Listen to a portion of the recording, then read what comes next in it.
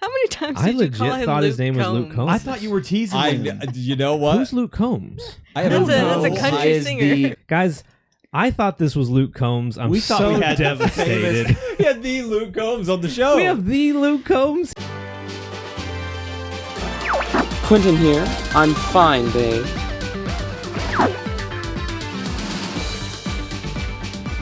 This is Ethan.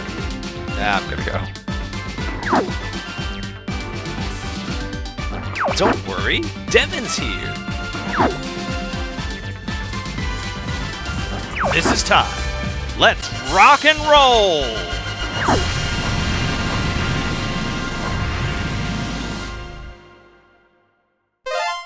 Welcome to the Power Brothers podcast, where all of us but one sound exactly the same, and all of us but one have points that don't matter. Who could that be? Today, the points that matter and the sounding different is my friend Luke. Yay! Luke is First time he's here. welcome For joining us. We got rid of Quinn. That's proof that Ethan rehearsed that.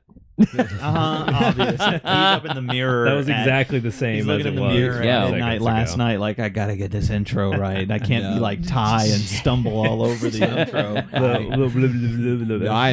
That's amazing because I'm just a stream of consciousness. I had no idea where I was going with that when I started. The kingdom depended on you, Yeah, exactly. and you came through. And Rose he to the did. occasion. Luke is a musician, and he travels around playing a lot of music shows, and he is also a giant nerd.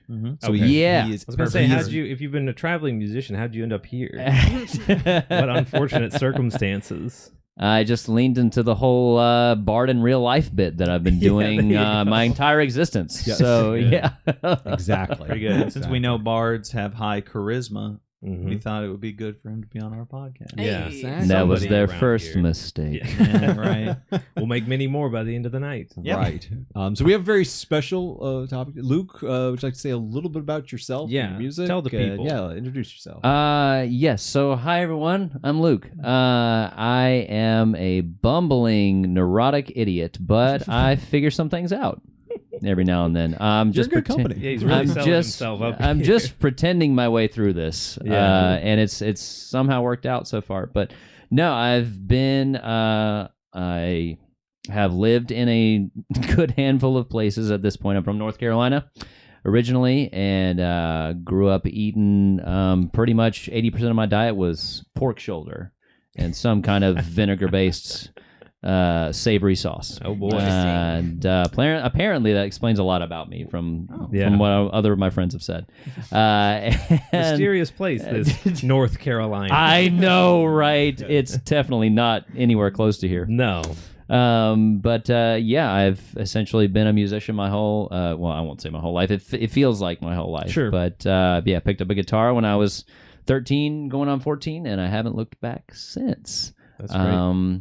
Yeah, and I do love, yeah, I'm big on people, and again, part of the pretending my way through, as I've alluded to, has been working a lot of restaurant jobs. So yeah, it's apparently a really good thing to do if you're a musician, because stable employment is really nice. Yeah.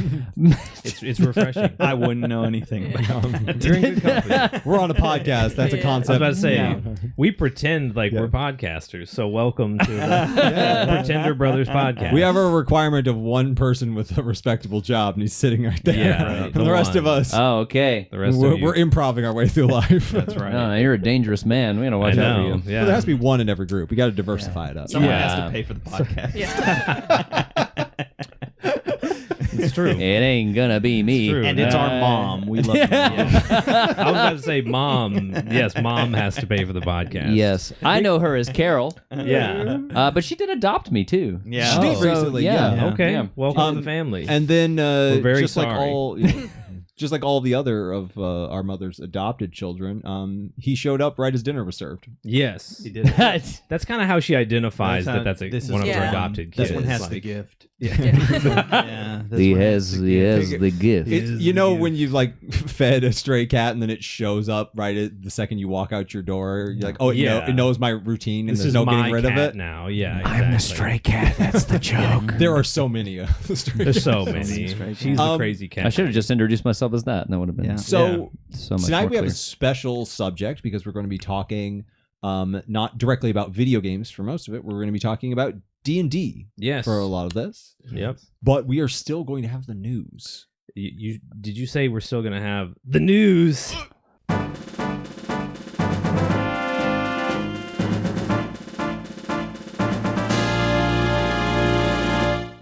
Guys, if you like this content, we're all very confused, but we're happy, and please go subscribe. That's how little channels like this grow. Luke's here, and the podcast is bankrupt. Those two things aren't connected, but it's true. That's all. Not related at all. Yeah. Not related at all. If this is our most watched episode, we'll force Luke to come back. Yeah, exactly. Yeah. We'll make him move here. Yeah, right. If we get over 200 likes, we will live execute Luke on. If you guys are watching this on the day we upload it, the Game Awards are tonight. Oh, wow. Tonight. And we all love the Game Awards. Oh, yeah, definitely. Of We have no Love issues with them. A bunch of I love insiders handing out medals to themselves. Art Yeah. is made to be ranked as Yes. better than each other. Objectified and how good it serves in capitalism. Correct. Yes. And there's no... Don't you agree, musician man? Oh, 1,000%. Right. Yeah, there's no reason to make art other than to No. get credit for it. No. Of course. Yeah. Sabrina Carpenter was his biggest influence growing up. Yes. He is older Which than is a her. feat because she, I knew nothing about her this whole time. She's quite a bit younger than you. No, the Game Awards. So I figured we would just talk about, just real quick, I want to know what you think is going to win Game of the Year, and then what was your Game of the Year. Didn't we do that last time? We kind of talked about it, but we didn't talk about exactly what, like a definitive list of here's what Ethan thinks is going to win, here's what Ty thinks is going to win. Okay. So we'll start, Mm. and then Luke, are you familiar with the nominees? I'm not familiar with the nominees. The nominees, one of Time them for me to get familiar. is AstroBot. Did you play that this year? No. Then Balatro, an indie card game, kind of unique that it got nominated. Yeah. Mm-hmm. A game that's not a game, that's DLC, Elden Ring, Shadow of the Erd Tree, Oh. Final Fantasy VII Rebirth. And we already know what Luke's gonna say. You do. You know what his vote is. They have no idea. They're never going to see it Black coming. Myth Wukong. Black Myth Wukong, Souls-like from China. and then Metaphor. Metaphor Refantasio, Yeah. Atlas's latest Persona-esque. Persona Can I just esque. say I'm very impressed that Metaphor has had the reception it's had. 'Cause Really? Atlas is always this company that has a little bit of a hard time selling something that's not Persona. Mm-hmm. And it's like Hmm. the Yeast games are That's a good phenomenal, and they True. can't seem to sell them. Well, they just Yeah. publish these. I Yeah. don't think they actually make it. Yeah, but they can't seem to Uh, sell it. That's true. And so the That's a fact good that point. they are able to get a new IP Yeah. this popular this fast, I am impressed. It makes me more was interested cool. in that game. Yeah. Remind me the Persona in the gaming world. What does that translate to? It's like an RPG life sim mixture game. Hybrid thing. Yeah. It was a spin-off of, do you remember back in the 90s, Shin Megami Tensei got big? I remember, yes, Yeah. vaguely. Yeah. And so It spun off and got the spin-off got the bigger. spin-off than got the bigger. original. Persona was a spin-off Ah. of Shin Megami Tensei. Okay. Yeah. To Got the it. point where when Shin Megami Tensei 5 came out, I want to say last year or the year before, Yeah. like it kind of got overwhelmed by people just going like, it's not as good as Persona 5. Like it's not like no one could shut up. Like to Ethan's point, they couldn't stop talking about Persona. And so Atlas is just sort of hamstringed by the fact that if they make anything, it's going to get compared to Persona. I think they Yeah. leaned Yeah. into it with Metaphor. Metaphor because is basically just a is Persona just game, like, what yeah. if Persona was about medieval knights? Yeah. Yeah, but I feel like that's the thing that's like so incredible is Persona's about a bunch of like teenagers in Tokyo. Yeah. It's kind of the furthest thing from medieval knights you can get. Got And yet they it. somehow kind of still created some kind of through line where people didn't constantly compare it, but still enjoyed it. So I it's agree. interesting to see. Yeah. I don't think it's going to win, but it's interesting to see. No. So what It's do a you little what do you niche. think is going to win? Ethan? So for me, personally, from that list, Final Fantasy VII Rebirth is easily the best of those. Mhm. Now, I enjoy Elden Ring more. Like Elden Ring is more my kind of game. Even the DLC, like it was great, but it is DLC. It is not quite enough for like a full game, in my Sure. opinion. Like I think there are some DLCs that are. The Xenoblade 3, the DLC for Xenoblade 3 felt like a full game. Mhm. Start, beginning, end. full story, new characters, combat systems, doesn't reuse maps. Like it feels like a full game. It's 20 hours long, which for me is perfectly fine for a game. Shadow of the Erdtree is an expansion. Yeah. And it relies on the previous game. And it has a lot of content, but it's not standalone enough for me to give it Game of the Year. Not Just 'cause quite. it jives with Yeah. me a little more. That's fair. Yeah. But not quite meaty enough to be. Not game. quite meaty enough on its own. And while 7R isn't like built to like my sensibilities, it is such a perfect game. Yeah. The combat feels perfect. Or the original remake has great combat. Rebirths is just on another level. It never misses. The fact that at one point when you get outside of Coral, like when you get into the Coral area, you get outside of the beach town, there's like a slightly badly designed map. There's like a little bit of the area where it's like awkward, a little awkward, and I was so off put by it, and then I realized it went from a 10 to a 9, and I freaked out. Yeah, It's still a 9. The contrast. For one moment, map design, not combat was great. The quest design was still good. Like there was still fun stuff. The cutscenes were all great. Its map design went from 10 to 9, and I lost my mind because the game had been literally pitch perfect for like 25 hours. And when I saw that, when I realized that, I was like, oh yeah, this is a once in a lifetime game. Yeah. And so for me, it easily takes. I think though that the Game of the Year is going to Black Myth Wukong. Really? I think it's going won to Black some Myth Wukong. awards outside of the Game Awards. It's probably got the best name of the bunch. It does have a Black Black Myth, Myth Wukong. and a name like that. What is it based on? It's based on Journey to the West. Yeah. which is classic. Yeah. Classic. The Monkey Chinese, King and mythology and stuff. Yeah. It won the Golden Joystick Game of the Year, but that is an entirely write-in, like you vote for the Golden yeah, Joystick. yeah. Oh, And I see. So because the game is very popular in China and there's a lot of gamers there, it just blasted through Sure. that. Before we move on, I did want to say one thing before we move on to the next person's Game of the Year. Is that me and Ty had this discussion earlier, and I never came to a place where I could figure out my own thoughts on it. Sure. But for me, if you ask me what is your personal Game of the Year that's not on that list, it's Enshrouded, and it's not close. Enshrouded is the single best survival crafter game I have ever played when it launched. Oh. And it is on its 4th major patch. Every single major patch has dwarfed the last. Dim's bold words. It has become literally the best. Anything it touches, it's like at the top tier of. But isn't it still in beta? That is kind of the question is that it's not even really in beta. It's in just early access. They released a finished, there hasn't been modifications much to the starting areas. They've just been adding more onto it. And so it's do I wait for it to get 1.0 or should it count this year? I'm not sure how I would judge that. In terms of gaming, if you think of the full game as an album in music, you can release. I'm trying to relate to Luke over here. That was a seamless analogy. I got him right wow, in there. man. No, but if you can release EPs all Take day me to long, dinner first. Yeah. Wow. Hey, if you come on, you're sitting right next to me here. No, but the if you can release singles and EPs all you want to, but if you're mad that those didn't get all put together and why didn't my album get in for album of the year? It's you didn't release an album this year. So if they're gonna keep saying this is early access, don't judge it, it's not done yet, then you can't really expect to be why didn't you judge it as a final product? I would rather them leave it off. Ty had that opinion too. Yeah. I like to give early access games their best foot forward, and there is also the thing that where you only get one chance to make a first impression. Sure. And it's why I'm very torn on the idea of early access, because as much fun, the perfect example is Baldur's Gate. It was in early access. I'm sure when we talk about D&D, we're going to talk about Baldur's Gate. We have to. It was in early access for 3 years, and I never played it. But if I in early access, so when I got it, my impression of the game was the 1.0. That was the first impression it made on me, and I think that experience would have been somewhat diminished if I had spent 3 years just playing around with the first area and a inferior developed version of the game.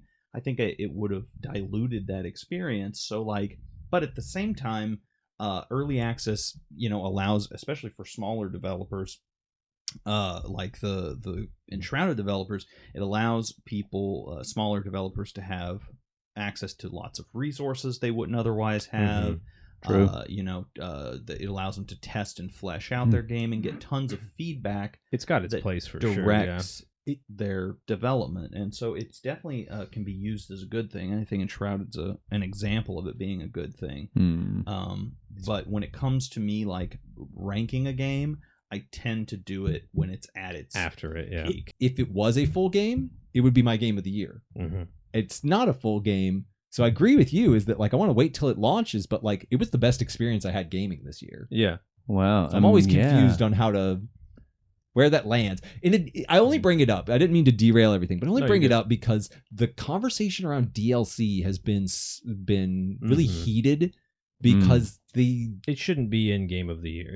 Yeah. They posted then, and it's the game they gave Game of the Year of 2 years ago too, and it feels something doesn't feel. It just feels weird. I won't even say it feels bad, because I mean, Shadow of the Erdtree is a masterpiece, added on to a masterpiece, but it feels weird. Yeah, and they could. The thing it does feel odd. The thing I'll say is they could be worse, in the sense that like it is significant that Balatro is being considered for Game of the Year, and it was made by like one guy. Yeah, the Grammys is never going to have an indie star be put up there with all the other guys. You're never going to see an independent band. They want you to have been produced by some big record label. The horn has grown into the eye and then shot out the other eye. Right. Like, so the Game That's Awards, putting it kindly. Yeah, exactly. Right. That's a crazy analogy that maybe like and another 5 music people are analogy. gonna get. Say what? And another music analogy. Hey, for this guy.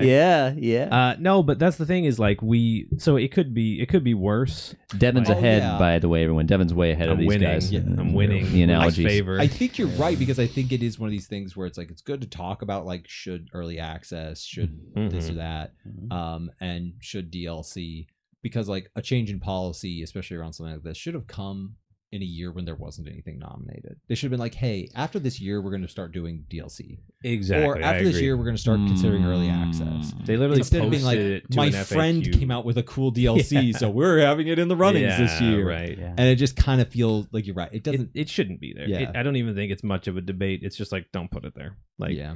the too nuanced. So your prediction for Game of the Year is Final Fantasy, but your favorite Game of the Year isn't a game. No, my prediction is Black Myth Wukong. Black Myth Wukong. Out of those games, I would give it to Final Fantasy. What was your favorite game of those? You're gonna say Enshrouded was your game of the year? Or? No, I would. If I'm, Ty kind of sold me on it. Is that like we should wait until Enshrouded is at 1.0? Oh, okay. But what was your game of the year? Final Fantasy remake. Really? Oh, okay. And it's not close. Yeah, it was great. I love all of them. But even if it was a standalone game, Elden Ring's DLC did not significantly improve on these systems of Elden Ring. It is more of a great game. 7R, the 7 remake was a phenomenal game. It was good. 7 Rebirth leaves it in the dust. Yeah. It left a AAA once in a lifetime Final Fantasy VII remake game in the dust. Yeah. It is so good. So for my opinion, like it's not close, but I think Black Myth Wukong has it. You think it's gonna win? What about you, Ty? What do you think? I'm a scientific guy, Devin. You're not. I chase the data. Dang, I was fooled. I follow the data. Okay, what's the data? I follow the data. And so I looked at the Metacritic and more significantly the OpenCritic, because you should be using OpenCritic and not Metacritic. Everyone out there. There's a hot take. Just learned that OpenCritic exists. Yeah, it is essentially the same thing as Metacritic, but it doesn't use weighted scores. So it's a little more accurate. Metacritic kind of doesn't. It's kind of shady. But looking at the OpenCritic and the Metacritic scores of these games, which is a pretty good determiner of what wins at Game of the Year, because the panelists go off of that. The panelists are journalists from many of these websites who wrote reviews for the game. That tracks. I think the games with the highest scores this year there are 3 that are almost tied for the highest, and those are AstroBot, which is number 1. Yep. Final Fantasy VII Rebirth, and Metaphor ReFantazio, which have almost identical scores. But Metaphor, whereas Final Fantasy has 170 something reviews, Metaphor only has about 50. So I would say that like I would put Final Fantasy ahead just in that category and say that like Metaphor might be too niche to win. Yeah. I think it's between Final Fantasy and Black Myth Wukong is a bit lower. I think it's like an 87%. 87, yeah, something. And so I think that it's between Final Fantasy and AstroBot, and of the two, I give the edge to AstroBot because it is an 8-point higher. It is also a Sony first party. Sony first party tends to be very favored at the Game Awards if you look historically. So that's my guess. Yeah, my sports analyst type guess. What was your favorite this year? I don't like Game of the Year. Get ready for None of my us do. rant. All right, I don't, because here's my thing. Comparing a lot of Game of the Year is like comparing apples to oranges. And when I sit down and you say, well, what did you enjoy the most? I'm like, I felt certain things while playing one game and different things while playing another. Sure. I can't honestly say, for instance, that I enjoyed Final Fantasy VII Rebirth more than I enjoyed Shadow of the Erdtree. They gave me very different things. So to say that you don't have to pick one of the Game of the Year games. No, that's true. Yeah. But to say that, to use those as an example, to say I preferred one over the other isn't really true. Sure. They were just very different games. So while I like ranking games in like categories, my favorite RPG this year was this. I tend to not like Game of the Year, but because this is a podcast, I was gonna say, and we need the engagement. Pretend and you're the on a system podcast. Demands it. No, I think mine is probably Final Fantasy VII Rebirth, and for the reason that like it was everything Ethan was saying. Is a phenomenal game. Just quite an accomplishment. I'm one of those people that I love mini games. People really hate them, and for the record, all but like one are optional in Rebirth. So good. But I absolutely love mini games. I did every single one, and barring like one or two, they were all phenomenal. The push-up one was the only one I didn't like.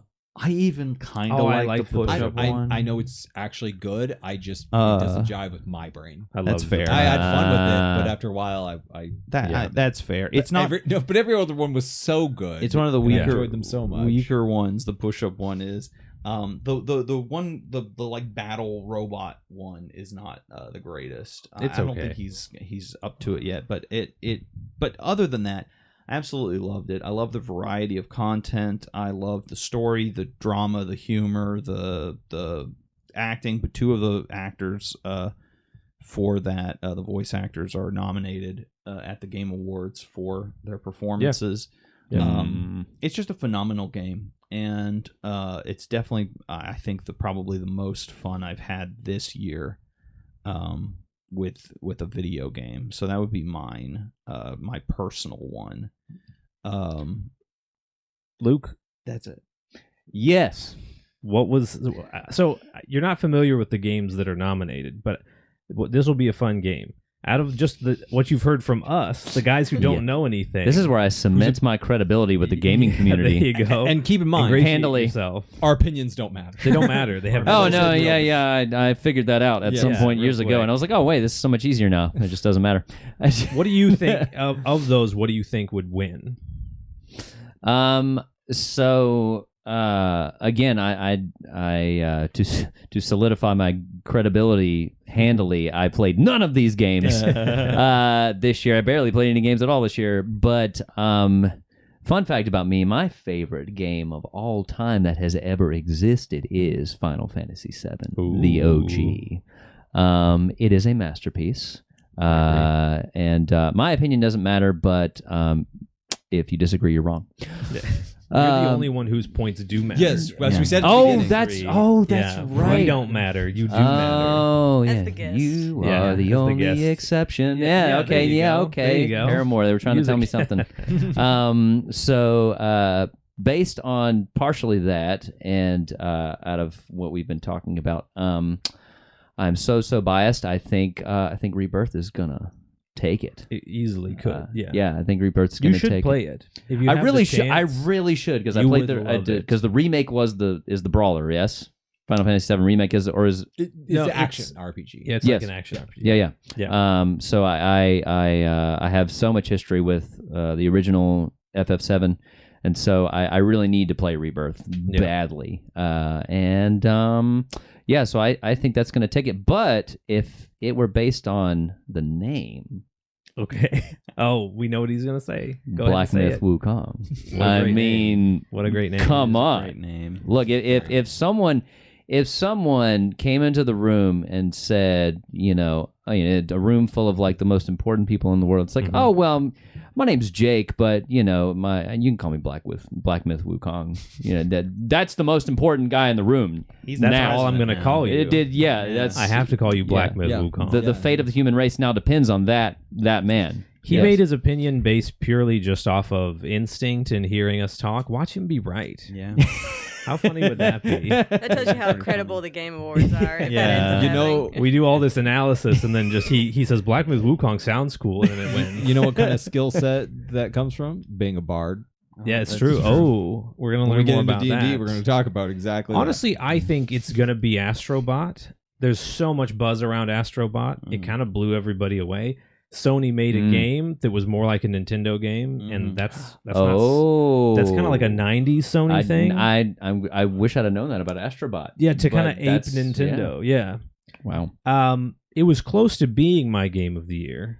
But if I'm honest, I think Final Fantasy VII kind of pushed it out a little bit. AstroBot didn't make me cry, and Rebirth did. Ooh, we were Yeah. just talking about that. Yeah, do you remember Barrett? Oh yeah. How You're could gonna- I forget? You're gonna cry. Yeah. literally Yeah. earlier today, me and him were talking Earlier about today. characters. He said, "What's the best? What's the best upgrade? What got the biggest glow up in the remake series?" I said, "Barrett." And you were like, it's Oh, not even fair. The close. best character now. It's It's not not even even- close. You know, It's I not believe even. the phrase Ethan used was Barrett is now a double S tier character He of is. all time for me. I Oh, was like, man. whoa. He really should have been nominated for best performance. His performance were amazing. People Yeah, it's thought a they snub. were crazy. For that. Yeah. No, but the thing I'll say is that what slowly crept into being my game of the year is Mario and Luigi Brothership, because Ooh. it's such a good game, and also for me, kind of emotionally, the Mario and Luigi series was my favorite of the different Mario RPGs. And when the studio that made it closed, I sort of closed that part of my life. I was like, we're not getting any more. And then they announced like the Super Mario RPG remake and the Paper Mario remake, and I was like, oh, they're going back to the in-house Mario RPGs. So just the fact that I'm playing a new Mario and Luigi game was already great. But it turned out to be perfect, and I love it. I haven't even beaten it, It's and a I could say it's my game of the year. It's incredible because it's also a foray into 3D series, because they've Yeah. always been like the Like true pixel art. 3D, Yeah, yeah. true 3D. They've always Yeah. been kind of pixel art, like Yeah. last Oh, right. one. I mean, Right. last one I played was Dream Team, which I think wasn't it the last one? No, Paper Jam was Paper the Jam. Yeah, I last always one. forget about Paper Jam. It's not really a full-fledged one, so I get it, but it Yeah. is the full release. But it's yeah. not 3D either. The characters No. are still sprites. No. They are in a 3D environment, but they are sprite Yeah. characters. This Got one was fully 3D, and normally games really struggle to like take the magic of their game and move it into the 3D Absolutely. medium. Like the They- style. Yeah, that was why Mario 64 crushed. Yeah. Right. Yeah. Yeah. Somehow man. that was their first shot into 3D. I and they know. nailed Then it. they just Yeah. broke the Yeah. mold. Yeah. Like Sonic did not. It was not. He able didn't to stick do the that. landing, no. So Not many quite. games. Yeah. Sonic 3D Adventure. Sorry, Blast. Sonic Adventure fans. Even what about the Sonic good thing. 3D Blast. That's not a 3D game. but- Even the good things. weirdly, it's not a 3D What about game. is it? Sonic R? There you go. That That's is his his first first foray into 3D. 3D. The Very thing is, legitimate. Even the good things about those games aren't the good things about the older ones. Yeah. No, true. Like That's the good fair. things about Sonic Adventure It's 1 not and 2 translation as much as it is adaptation. But the good things about Super Mario World are the good things about Super Mario 64. And somehow Right. Mothership just nailed all the stuff that Yeah. was really Oh. important to the 2D games. Yeah, especially expressiveness. The characters in Mario and Luigi, if you're not familiar with it, are extremely expressive. The team at Alpha Dream made them very expressive. Like Dream Team and Paper Jam specifically, each character has like 17 frames of animation for each like movement. Just like one movement has like a bunch of, like when they're idling, they like they dance have little in like place, moves like Mario and and, Luigi like, dance in place, and like Mario's is like very Ah. energetic and confident, and Luigi's is the like the Little. The the little, awkward like, little well, the and, all like, awkward little dance. You right? went from Love it. Mario RPG where he's literally just the animation of him standing and then him jumping, and you had to just go based off of the sprite moving across the screen. Mario and Luigi introduced the idea of this really smooth animation that you could, because you have to time the button presses with the hits, unlike a normal RPG where you just say attack that guy. Oh. Mario will do a jump, and if you don't push the buttons in time, the jump's really weak and he sort of bounces off of them. That fluid animation, you could like memorize, like, oh, when his foot's starting to come down, then I hit it, and it's all one. Typically, when you move into 3D from pixel art, like Luke was talking about with Mario 64, Mario's art in Super Mario World, beautiful, detailed. Oh yeah. He moves over to 64. They're still figuring out 3D, so he's blocky, and he doesn't have as much animation to how he moves.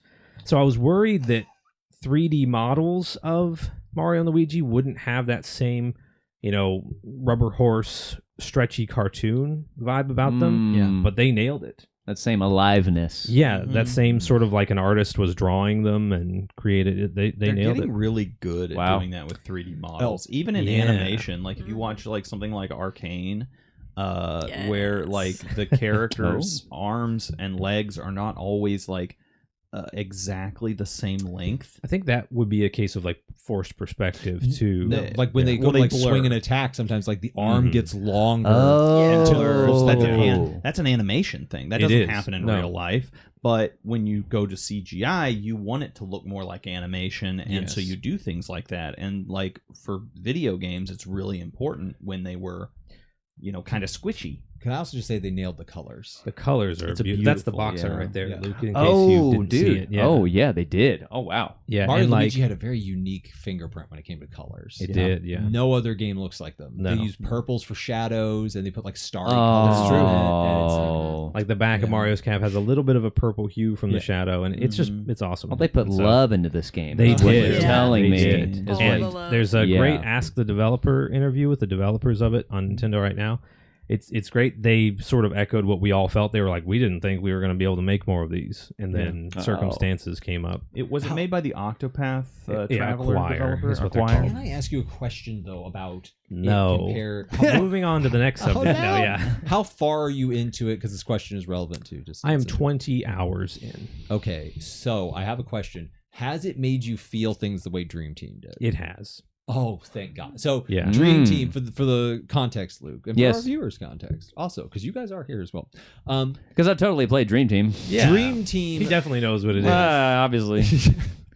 Dream Team has the setup of like, a lot of the Mario games, like Luigi gets left behind, and the Mario and Luigi team are great because it's just Mario and Luigi. It's not a bunch of other characters. And the thing that made Dream Team really special is that it comes off as this very silly, funny game. Like that you're trying to save this guy who's like, his kingdom is Dream Kingdom, and he is literally a pillow. Like it's very funny. But the thing they find out is that like because Luigi has basically narcolepsy and can just fall asleep anywhere he's standing, that he's actually really powerful in the dream world, which is great. It's very funny. Yeah. But it got me out of nowhere. There's this scene where like in the dream world, Mario can actually like go into the dream world. Luigi just goes to sleep and he manifests in the dream world. It's like Luigi's all over the place. Like it's just his consciousness split up. If you're a Luigi fan, You're it's in the great. dream world, and like Mario is getting like absolutely clowned on by this boss monster. Yeah. He's just getting like his mustache knocked off because he's getting beaten down so hard. And Luigi is cowering in the corner, and man, they got me so good. Like I got choked up, and I'm like, this is a Mario game. Stop choking me up. Is that like after spending the whole time being a coward, Luigi has spent every moment being a coward. He sees Mario in danger, and immediately, like, you see, like, all of his thoughts change from himself being afraid to, like, I have to help Mario. And I'm like, God, you just got me. Brother. And then, like, all the Luigis come together, and he becomes giant and just beats the tar out of this monster. I'm like, they shouldn't be able to make me feel this in a Mario game. Oh, They should not man. be able to, like, get right in the back of my throat in a Mario game. But the Mario and Luigi series, like, they just nail it. Like, if you have siblings you're close to, the Mario and Luigi series will choke you up at points. Oh, I'm man. so glad to hear they got that in. They did a good job. Yeah, the Mario and Luigi's relationship is great, just like it always is in the games. But they're doing a good job. It's sort of strange that I'm seeing people on the internet that are kind of against the new characters, because like Connie, especially the sort of she's not on the cover, but whatever. She's like kind of the focus. She's sort of the person that you're helping restore her world. She's really good. She's really good. And like they build the game as like, oh, the fun sailing adventure. The island's a ship and the tree in the middle is its sail. And it's like, oh, this is so cute. And it's like, we're like this because the world ended. And most people have most people have abandoned hope. Oh, man. And you're like, oh, what? You go visit these islands that are just broken pieces of the world floating off. And they're like, we're floating away forever. We're probably going to run out of food soon. And you're just like, what is this It's game? like Norse mythology. Yeah, or I know. Yeah. No, but it's been great. That's my Loki game of the killed year. Baldur. The world's over. The world ended. Ragnarok came. You're too late. But I got you, Luigi. But me and Luigi. My goodness, that's great. Yeah, I'm really looking forward to picking it up. You should. It's cool. I have a very long backlog, but it's at the top. So So only what you're other- saying, Devin, is Mario and Luigi tickled all the right neurons. It did. Yeah, all those did. neurons tickled and moving Oh, perfectly. So do you guys have any more news? I have two little tiny bits. I have one other thing to talk about that's relevant news. Maybe it'll boost the podcast. It's probably one of mine, but go. It's probably one of yours. You introduce it. This yesterday, the game Marvel Rivals. As of released. recording, yeah. As of recording Yes. this. Yeah, that's right. I'm dating the podcast. Which is It's, fine. I just don't want anyone to watch it and go like, "Hoo, as of Wednesday." As of yesterday, this was a game that I kind of wrote off when I saw it because it was being developed by NetEase, who I hadn't heard of, but they're apparently a Chinese video game developer. Okay. It's an Overwatch clone, a very unabashed one. And I played Not a great start. Yeah, I played a few of these. I played a Gundam-themed Overwatch clone. I did too. Called Gundam Evolution. Oh, and It was not okay. great. Yeah, it was very mid.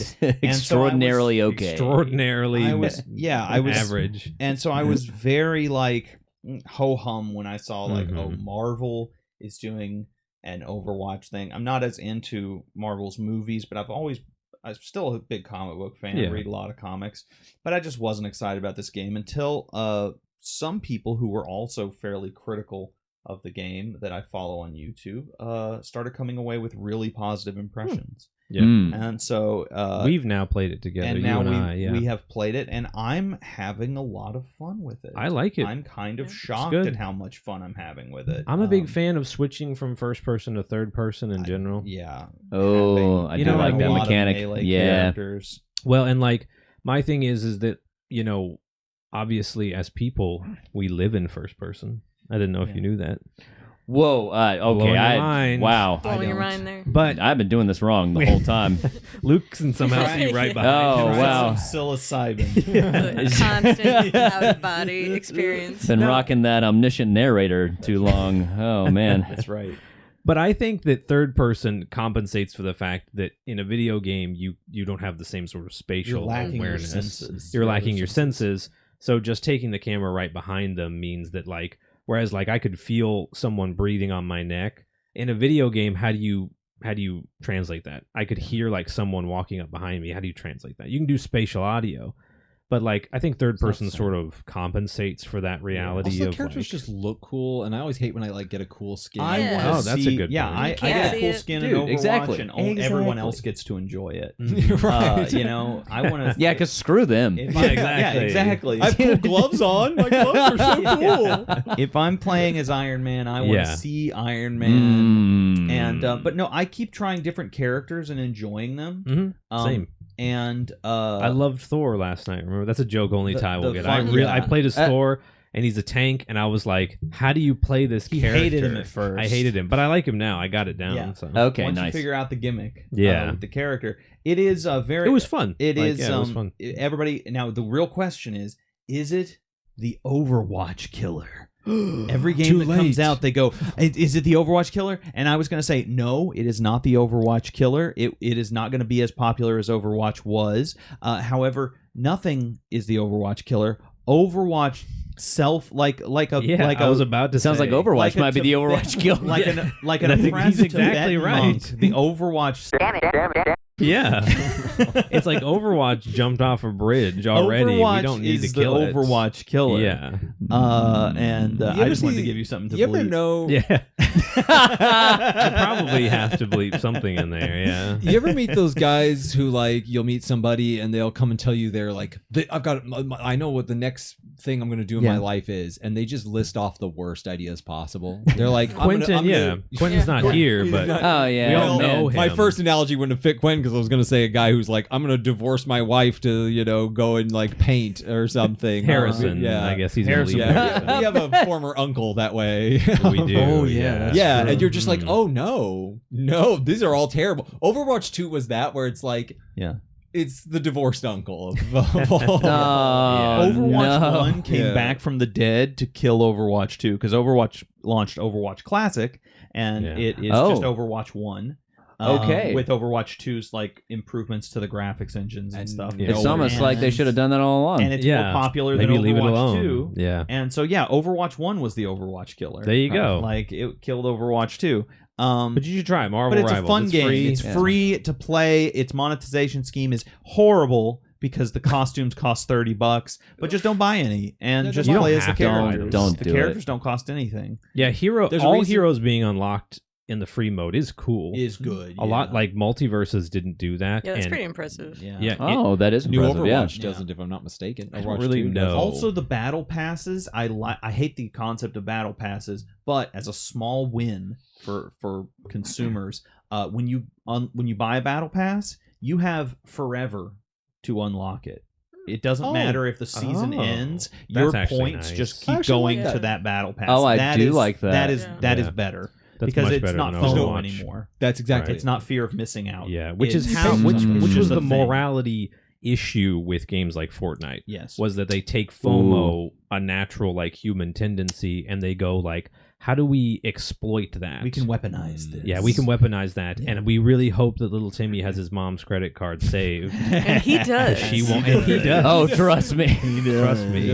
I have a small bit of news. Give it to us. It harkens Please do. back News section. to one of our first news sections. So far back that I would have to check the archive to see if it made Devin, Did it make It it? was a Is it clip. past episode 4? I'm not sure. Did we talk about the Helldivers controversy after We- episode 4? Is that in the Ooh. live video? The Yes. the crash and burn, the 80% loss in Helldivers. Yeah, I think it is. I think that's in one of the videos that is Yeah. one the not morgue ones. The The- not well, true it's in the morgue, It's yeah, in the but- morgue, but it's not when the morgue had no electricity. fair. Are we diving into the old Republic archives at this Sure, point? we are. At this point, yeah, we're going back the far. Have you power lost of a the bullet? Lord. Overwatch has Overwatch. Helldivers Take 2. has finally gotten back to overwhelmingly positive. Oh, On its Steam. reviews. Honestly, everybody Okay. keeps saying it's bad. It's All the nominated for YouTubers. best multiplayer game of the year. Yeah. So, as someone who knows nothing about it, what's the controversy with So the Helldivers? controversy happened because they took a game that was mostly silly. Mhm. It was mostly incredibly silly, fun. but incredibly fun. Everything you did in it was very satisfying. And I remember talking about this, so it's probably actually in an episode you can watch on YouTube then. But like when you have a shotgun in that game and a big giant bug comes over the hill trying to grab you and you shoot it, it's loud, the screen shakes, the bug's head explodes, and it goes flying backwards, Yeah, right? yeah. It's fantastic. You have a weapon where like you call down an orbital strike from your ship like your ship in orbit like locks a laser on the biggest enemy and just fires a stupidly big rail cannon into it. It's silly. It's very silly. over the But when a top, giant bug appears out of the ground, is like the size of like a skyscraper, you just fire a giant cannon into it, and it just gets sillier and sillier. Yeah. they were trying to make it like competitively hard, and so they started doing nerfs to everything. Which doesn't make any And what sense. happened was it went from being this thing where everything silly is going on, and you turn around and there's a giant bug coming at you, but your friend threw a napalm grenade, so a fighter plane comes and it napalms you to death, but kills the giant bug, and everyone's laughing and having a good time, to this like calculated game where it's like, okay, I'm going to throw down 2 orbital strikes and that will peel off enough armor to where the one person who brought the laser gun can shoot brought the quasar, he can shoot it, and it's like everyone's running the same build because you have to. You have to run optimally or you just lose. And so it was fell like off so hard. well, because it's not a well-built game. It is a fun game, and the mechanics in it are not well balanced. I remember the game is just fun. Getting a cool mech, and that was all I wanted to do because the mechs were really fun in the first Helldivers when I played of it. And I finally unlocked the mech, and it is worthless because it had just been nerfed. No. Yeah, it's worse than everything else I'd already unlocked. And That's that was depressing. the moment where I was like, I think I might be done. We got like this. There was this really cool gun where like it's a gun with like 2 magnets and a rail in the middle, and you charge it up, and you have to look at it. You have to look at your character because he has a little timer next to him that goes up, and when it starts blinking red, it's at max power. And if you hit something in the head with it, it just pierces through with a rod. But if you hold it too long, it explodes. It explodes in your hand. It explodes and your character goes flying. That's fun. That's fun, yeah. But because so many players were using it, they decided to nerf it, and then it became where it's like, it's just not even viable anymore. It's really not good. Yeah, it's not worth the risk. It's not worth the risk, and it's not doing enough damage, and everyone has to run the same thing that's the same guns because you have to defeat the monsters in the same way. If you just made other stuff better and more viable, people wouldn't use that railgun as much. Right. They were using it because it was the thing that worked. I also say this, and we'll get to this when we talk about D&D, is the way you deal with players who have a tool that's too useful is you give the enemies a counter. Yes, the problem was they kept nerfing and buffing things, and I was like, yeah, but the things the bugs can't deal with, they can never deal with. No. Yeah. So if you don't do a system of like, this weapon is good in this scenario and not this. This bug is good at dealing with this, but he's not good at dealing with that. If you're just like, this gun is really too good, let's make it worse. Well, now it's worse, and who would use it? Exactly. This gun isn't good enough, let's make it stronger. Now it's the only one I can use because it's the only one that kills things efficiently. Right. And everything became really dissatisfying. It's not fun to have a shotgun that like, yeah, the sound is nice, but you have to click 5 times on a monster's head to kill it, even the small ones. And so it just fell off super range. hard. Yeah, and the CEO came out and just basically was like arguing that, like, it was not the CEO. I said it last time. It's not the CEO. It was the head of the development. Yeah. And he came out and just argued that, like, you're playing the game wrong. Like, he came out and, like, kind of blamed the player's fault. Get good. Man, really great that Simpsons classic. meme. Yeah, in fairness, he kind of lost his job. He did, over it. yeah. He's still at the company, but he's not the head of Probably Over deserved blaming it. the gamers, man. I wonder why he lost weird. that. Why What did a that game coincidence. development Admittedly, studio? we're talking a lot about the balancing on Helldivers. Another big thing, maybe even bigger, that caused the downfall was Sony's insistence that you That probably get a was. PSN account. So Helldivers, for those who don't know, launched on PlayStation 5 and on Steam. Yeah. And when it launched on Steam, you just needed a Steam account, and it used your Steam account information like the vast majority of games on Steam. However, it is a Sony first-party game, and so they announced that in order to keep playing it, you would need to make a PSN account and link it to your Steam. And therefore, Sony would have your account information. Yeah. And people did not like that. They thought wonder that was why. a step too far, an invasion of privacy. Now that you have the game and you're enjoying it, give us money. But the actual problem, because I already have a PSN account, this didn't Do you have affect to me. pay for PSN account? No, you didn't have to. You don't have to have the paid version of a PSN Gotcha. account. You There's just like a have to tier. have a You just had to PlayStation make account, one, yeah. and I've already got one, and it didn't affect me. But Ty isn't a peasant. Like, I'm not a No. peasant. Like the resident. Like the- I the mean, rest I've got of us. podcast money. Yeah. We don't have a Patreon. We don't. have so that. Where are you getting the podcast money from? I'm stealing it when I come over. Yeah, exactly. I actually think right now my Sony account is the free version because I don't You have don't have the PSN, upgraded one, but it didn't matter. Sony's already got all my info and And already leaked it. They've They already could leaked seal- it. yeah, Actually, yeah. that did happen. A Ouch. Sony years ago, They this is leak all the decades time. ago.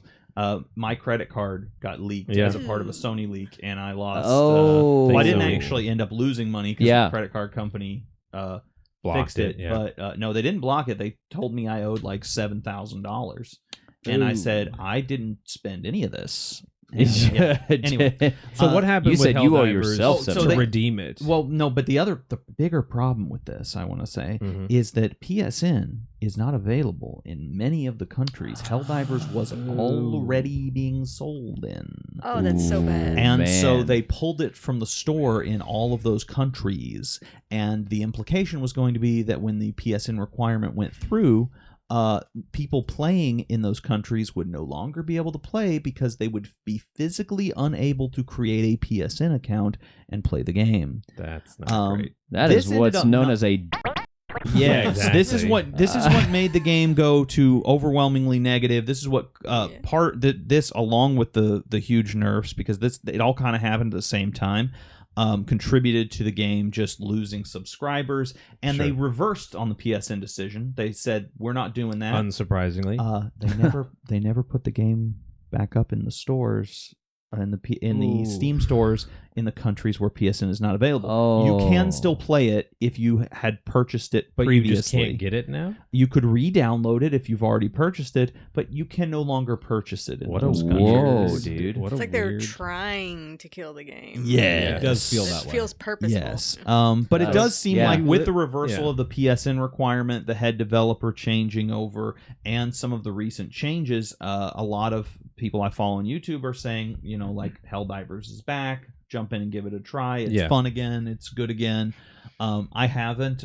My backlog is so huge, guys. And Marvel Rivals just came out, and So now he's not I've got gonna a play new anything. thing. It kind of we talked about. I remember very vividly. We talked about this. Is that it kind of missed its moment. You're right. Yeah. It was a flavor of the month game that stuck, like Lethal Mm. Company. Yeah. Lethal Company was a flavor of the month game, and it stuck. And Yeah. people still play it to this day. There are whole Discord servers of people who've just been playing Lethal Company ever since then. Yeah. It gets updates. It's great. It is Yeah. a game that is just going to go down in history as a game everybody plays. Valheim is Yeah. the same. Valheim the same way, Valheim. flavor of the month, and then it just became a permanent thing. Helldivers almost had it. It was Yeah. a flavor of the month, and every month they came out with a new update, and you would just your friend would say, "Hey, I got back into Helldivers. I know we put it down 2 weeks ago, but it's so good." And you'd hop back in, Yeah. and then they did all this, and it was just it left a sour taste in your mouth, and it missed Yeah. its moment. And now a friend will be like, "I played a little bit of Helldivers," and I'll be like, "It's cool." Do you think if it wins multiplayer game of the year, that maybe it'll revitalize? That could change things. Yeah, people Yeah. want to Oh. play it because it won, which is irrelevant. Definitely Counterpoint, could. No Because- one cares about the Game Awards. I wish that was No, true. that's not true. That's not true. It will has get massive buzz. viewership. It will get It will buzz. get buzz. Which is irrelevant though, it's because music. it's going to lose and should lose to Super Mario Party Jamboree. Of course, Which it is also will. nominated. Oh, of course it Well, is. Will. To close out the news, we have something that came out as of recording today. If you look above your heads floating, me and Luke can see it much better. Bethesda's own Indiana Jones and the Great Circle. Oh yeah. Yo. Not a lot of buzz around this, but Shockingly. there should be. This should be. It's an Indiana Jones game. If And it you looks really good. follow Xbox stuff, and I realize I'm the only human on the planet that does that, Mhm. correct. and I only do it because I bought an Xbox and I Xbox, have you mean buyer's Windows? remorse. Yeah, Windows. You mean Dell? No. No, yeah. Bethesda making a Indiana Jones game seems Yeah. like a slam dunk. Match made in I'm heaven. excited That to does play seem it. like the move. Yeah. Yeah. It's Yeah. first person, which we just talked about. We don't like, but we'll give it a shot. Well, it's Indiana Jones. You want to be able to examine the I do artifacts and write up. think Indiana Jones, Mm. kind of like Metroid Prime, a game Yeah. that's focused on exploration and trying to figure out puzzles and everything. Yeah. First person could be good. I'm gonna be honest. If I can't see my feet, Oh. I don't like it. You're not. Oh. Because I can't platform. You if I can't see my yeah, Rachel character's can't feet. handle it. Here's the Yeah. hot take. I think what's going to be the slam dunk for Indiana Jones is Mhm. if you every now and then you can just see the brim of his hat Yes. coming to your first person that view. would be nice. That'd You know? be great if he can Because kinda like that's do the that. thing, like they had to staple that hat to his head. Yeah, you know? exactly. Fun They fact, did. kids, they stapled that thing to his head in all the it's- movies. It's Yeah. not great. Yeah. they used to. At his request. That was Harrison's idea. wanted, 'cause even in the new one, he's when a wild like man. 80, he was like staple it on. Oh, yeah, dude. No, yeah. it's he's a man's man. No, I'm excited to play it. I think it Cool. looks good.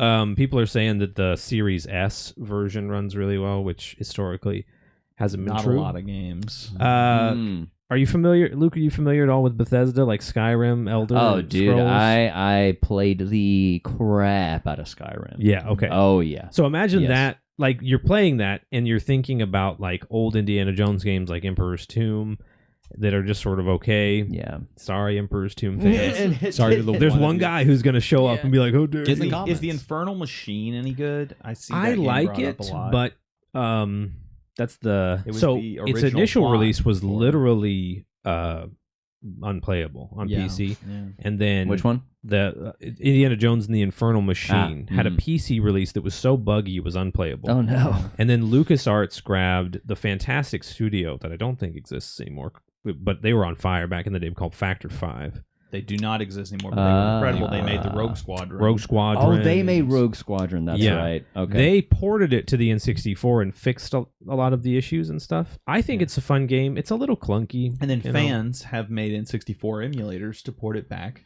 to PC. To PC, yeah. It's a circle. It's a great circle. It's the great Oh my circle. gosh. That's It's the great Indiana circle. Jones in the Great Circle. No, it looks good. That's nice. The guy who plays It's the Indiana Phoenix. Jones sounds amazing. Is Yeah, it he His does. voice is perfect. Is it the same guy? Nice. So the in the last Indiana Jones movie, Mhm. there was obviously some like CGI indie young Harrison Ford, but there's an actor who played Indiana Jones during those So moments. there's Is a it the same stunt guy? double that did the body movement, Mhm. but the voice and everything was Harrison Ford. Oh, okay. The guy playing him in the Great Circle is our producer's going to find out who it is. Oh, yeah, hang on. Indiana Jones in the Great Circle, Indiana Jones voice actor. I think he's pretty famous. Oh, okay. Oh yeah. It's Oh. not Yuri Lowenthal, but it's a name that, like, when I heard Like it, I a was like a Travis Willingham level notoriety. Troy Baker. Troy Baker. Troy Baker, Troy my Baker guy. is one of the Yeah. best. Of course, it's Troy because he can do anything. Yeah, see, I Troy knew is incredible. people would know him. 'cause- Troy, we'd love man. to have you on the podcast. yeah, Troy. Yeah, Troy, Um, dude, you know come you're on by, watching. man. Yeah. We'd love to have you. Yeah, No, dude. Troy Baker is fantastic. He's in Make you a casserole. Death Stranding. He was in Okay. Last of been Us. in Last of Last Us. of Us. I mean, he's been in so many incredible roles. So Troy Baker, yeah, and one of my favorites. Oh, and he is in some of the. I know at least one or two of the Arkham games. He was the Joker. he was in, Really? Yes, he is. Origins. Yeah, one of the Oh. greatest achievements, Man in of my many opinion. talents. Which I guess Many my talents. opinion is the one that matters. It's the Yeah. one that matters. please tell the people. So in my opinion, he is the one voice actor who can all at once honor and basically transmute Mark Hamill's Joker, but Mm. also put his own spin on the Joker That's and key. just I would make agree. it That's a this. tightrope Yeah. to Yeah, walk. Troy is. Baker is incredible. He also played Bruce Banner in Marvel's Avengers. That Oh game my everyone gosh. has played. Oh, that we all love. yeah. Does he play him in Rivals? I didn't think so. No. They did get Yuri for Spider-Man, but that's about Which is it, pretty cool. I think. I mean, Pretty that's cool. the move. You get Yuri for You get Spider-Man Yuri every for time. He's always going to be Spider-Man every forever. time. And fun fact, they didn't want him for Spider-Man. They were like, no, we just used him in our He's last too game. famous. He's too But recognizable. he's so good. So that was the news, guys. That was It's was all that our over. longest news ever? Maybe No, It we had a really long was one. Almost an How hour. long, producer? Oh, okay. Yeah. Oh, wow. Yeah. Okay. So we're We getting covered there. a lot. We're gonna go into a wonderful interview / discussion with our very own Lucas Combs, because your first name is definitely Lucas. I made that decision right now. Now we're gonna talk to. We've got a guest. It's time to talk about the guest.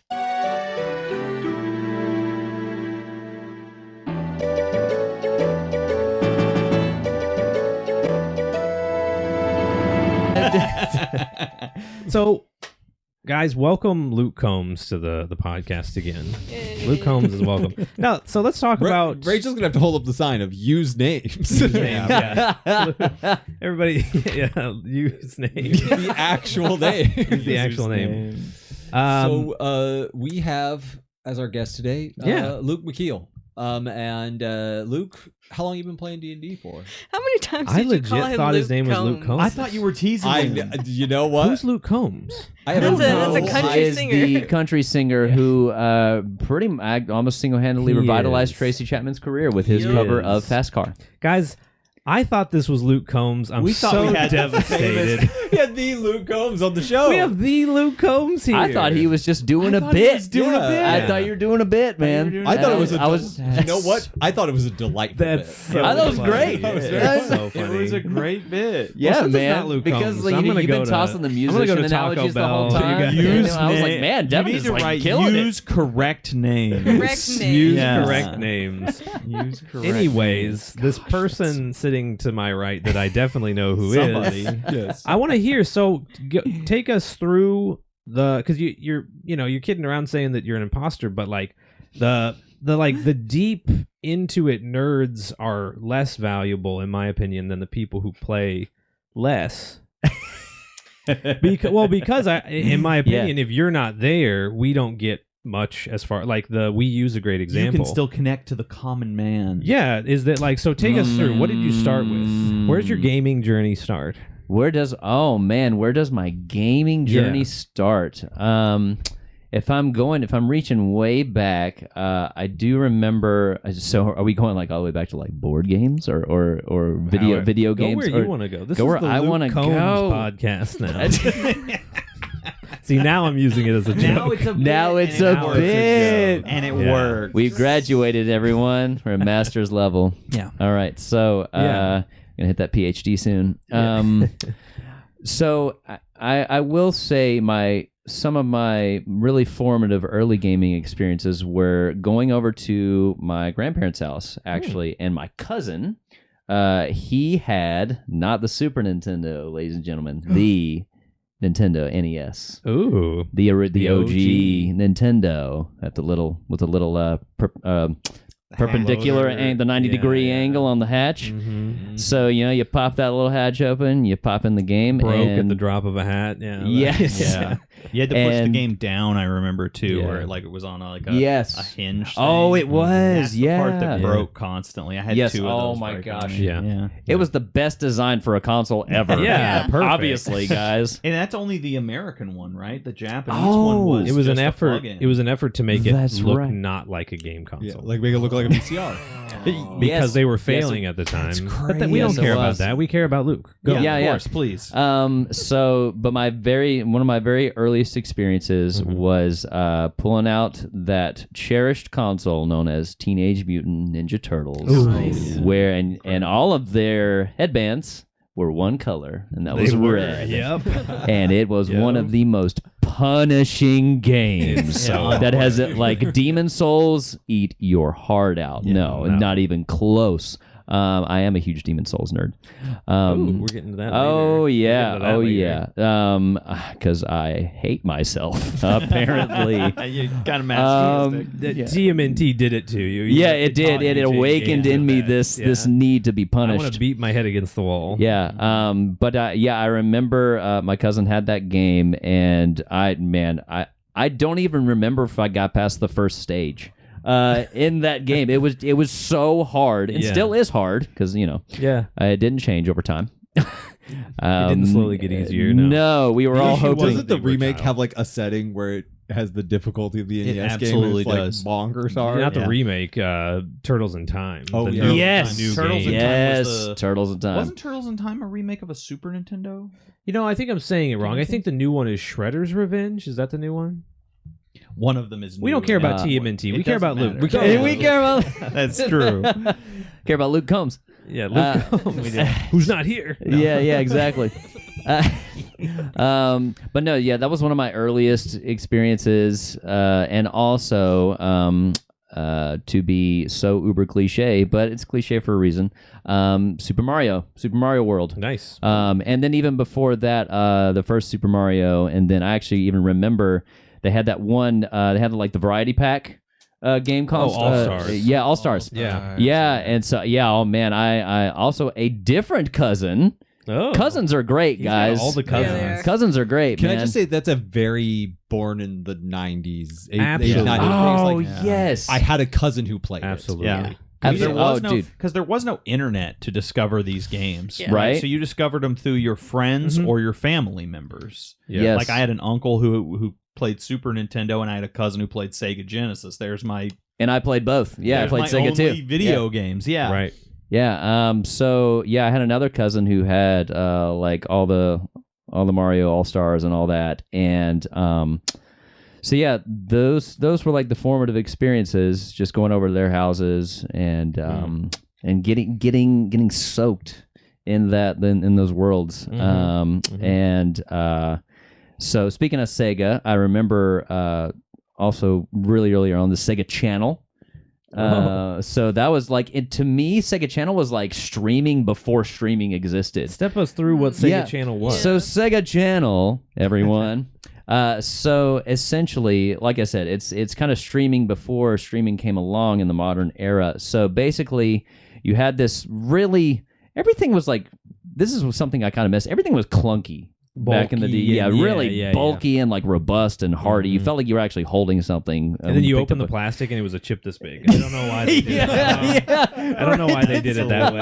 I don't understand. I think they wanted to make us feel important. And a bunch of lead too, for some reason. Yeah, remember where the legs were at? There would always be these like heavy weights everywhere. Yeah, like this is my Excalibur. So Sega Channel is this big old, even clunkier than all the rest of the little game cartridges. You shoved it into the Sega Genesis, and I believe it was either on a weekly or a monthly basis. You had an array of about, say, 25-ish games or so. Wow. That would just get ported onto the Sega Channel, and you could just kind of get a sampler plate, if you will, of That's different cool. games that developers were just making all the time. You plugged it in with like a phone wire or something, or If I remember, it might have. Yeah, I think it was like a phone wire. something like that. Yeah. Kind of It's like reminds video me. game Netflix. Yeah, Yes. right. Do you know what it Yeah. reminds But me in of? Do you guys 91. remember how like magazines and for some reason Pizza Hut would hand out PlayStation discs that Like had The demo discs? disc. the demo disc? Demo discs. Tiny Tank.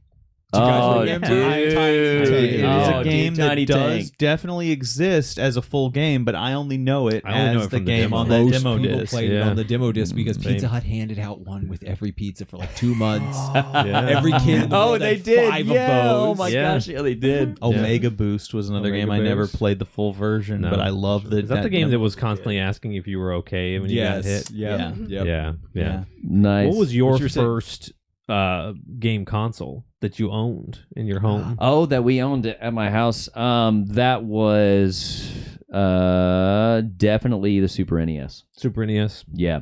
Nice. Definitely Super NES. And then my brother was like my conduit through which I experienced a lot of the first games I played. So yeah, we had Older or younger. he's older. Yeah, he's Older. My Oh, okay. brother Kyle is 4 years older. Shout out to Kyle. Yeah. Combs. Yes. I was waiting for the bit. I was waiting. Rachel's on top of it, guys. Yeah, Rachel's got it. So she's the producer. Yep. Yeah, that is exactly. exactly Nothing gets capital faster. P. Yeah. But no. So he had a Super NES, and he also had a Sega Genesis as well. So Oh, that cool. was how the Sega Channel got into my life. But yeah, I will say I was just thinking of this, and before my brain loses it forever. One of the most formative, and I've already alluded to it. I more than alluded to it. I made it very explicit. Yeah. My favorite game ever of all time is Final Fantasy VII, and I still remember when I went to Blockbuster. Mm-hmm. Blockbuster, everyone, look it up. Brick and mortar Netflix. It's a regular here on the podcast. Oh, yeah. we mention Blockbuster all the Constantly. time. Yes. You're old. The Shangri-La of the old era, for sure. And I still remember going to the video store, and I remember I think if I remember right, I saw that game in like when Walmart, like you had all this like the wall of games on Used to be cool. Yeah. Exactly. But of course this was the PlayStation era, and the first PlayStation.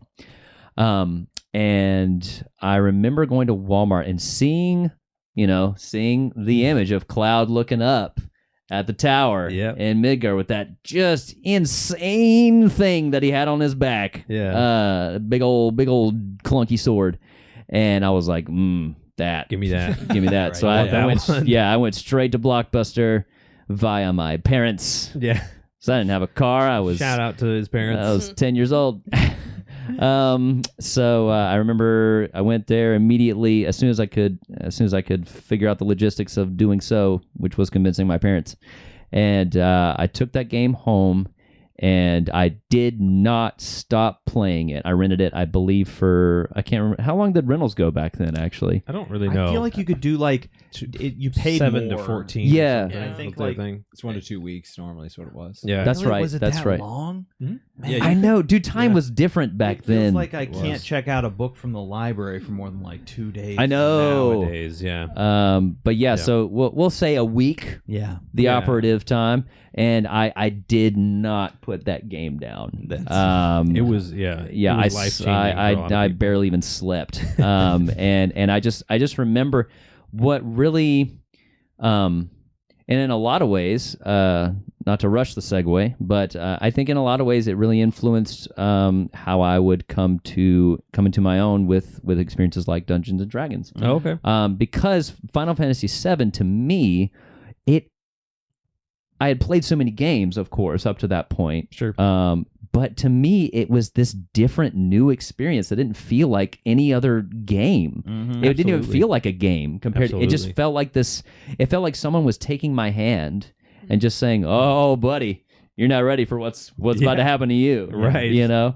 And so, and of course, all the iconic scenes that we remember from it, and those those are just burned into my neurons, forever and ever. And Kind of hard to describe to people now who are so used to full motion video and these other things. Oh man! But the cutscenes in 7, where all of a sudden it's just CG and Cloud's driving a motorcycle through a window, and you're like, "This is a movie, but I'm playing a game." Yeah. I know, that's what it was like, and you're Yeah. like, "Wait a minute, those two things don't coexist." No. And suddenly they did. Which, how do you describe that to someone who, a 10-year-old or like who's playing games that literally look like movies all the time? They just like, the camera just tilts and it's a cutscene. and it's a Like, that's all they cutscene. need Yeah. now. Exactly. How do you explain to them what it was like to go from Super Mario World to right? Cloud and Sephiroth fighting? Yeah, in and CG? Resident Evil 2. Yeah. like those cutscenes. It Like, makes come no on. sense. How Yeah. how do you? Yeah, I don't think you can explain it to them. No. I think that you're like,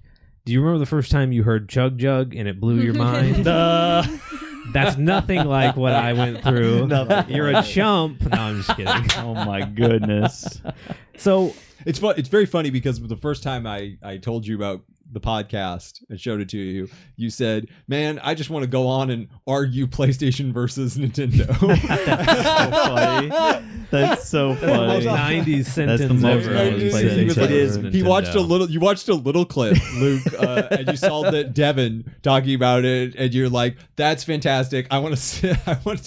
I want to go on your podcast and argue with Devin about Nintendo versus PlayStation." So funny. And I thought, well, I might be able to. Yeah, maybe we can be make able that. to do something about that. Would you say that? But then you said, "I know it's cliche, but I played a lot of Super Mario World. That's my whole identity. It's not cliche. Yeah. I'm not cliche." That's He- No, The no, only never. difference in the two stories right now is Devin's was Kingdom Hearts 2. Oh. Kingdom Hearts instead of Final Instead of Fantasy, Final but it's a Fantasy, very yeah. similar trajectory. So, did you have a 64, or did you get the original PlayStation? And So the 64 was actually the same cousin who had Okay. Mario All Stars and all that. So, Okay. and that was, of course, my GoldenEye there introduction. you go.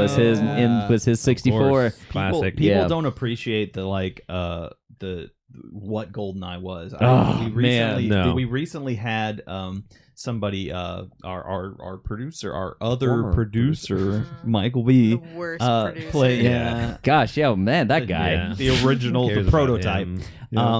No, we love you, prototype, Michael B.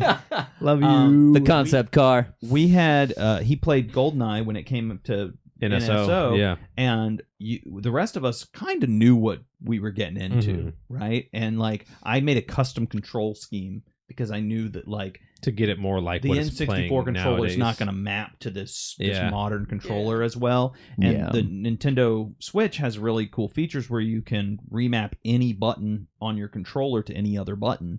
And I did a bunch of those Yeah. and named the profile GoldenEye Yeah. just because I knew Make it feel GoldenEye. more Oh, like a modern. yes. and like Yeah. now it control like I can aim with the right stick and I can Oh, move with the left. right. Yeah. Because the N64 controller for those kids out there who don't know. Who aren't watching this? Let's In- be no. clear. Incoming Nintendo 64 slander. Incoming exactly. Nintendo 64 slander. Yeah, it was No, the best controller ever. it's Ever not. designed. Really? It had 3 grips on it, right? And one of them, the right grip, had all the buttons. The middle grip had a joystick and a trigger, and then the left grip had a D-pad and another shoulder button. And for like 2D games, you would typically grip the left and the right Yeah, grip. Kirby Yeah. But and stuff. GoldenEye was one of the only games where, with the optimal control scheme, which was not the default one, but it's the one everybody No. discovered and used, you were actually supposed to grip the left grip and the middle grip together, and not the grip that had the buttons.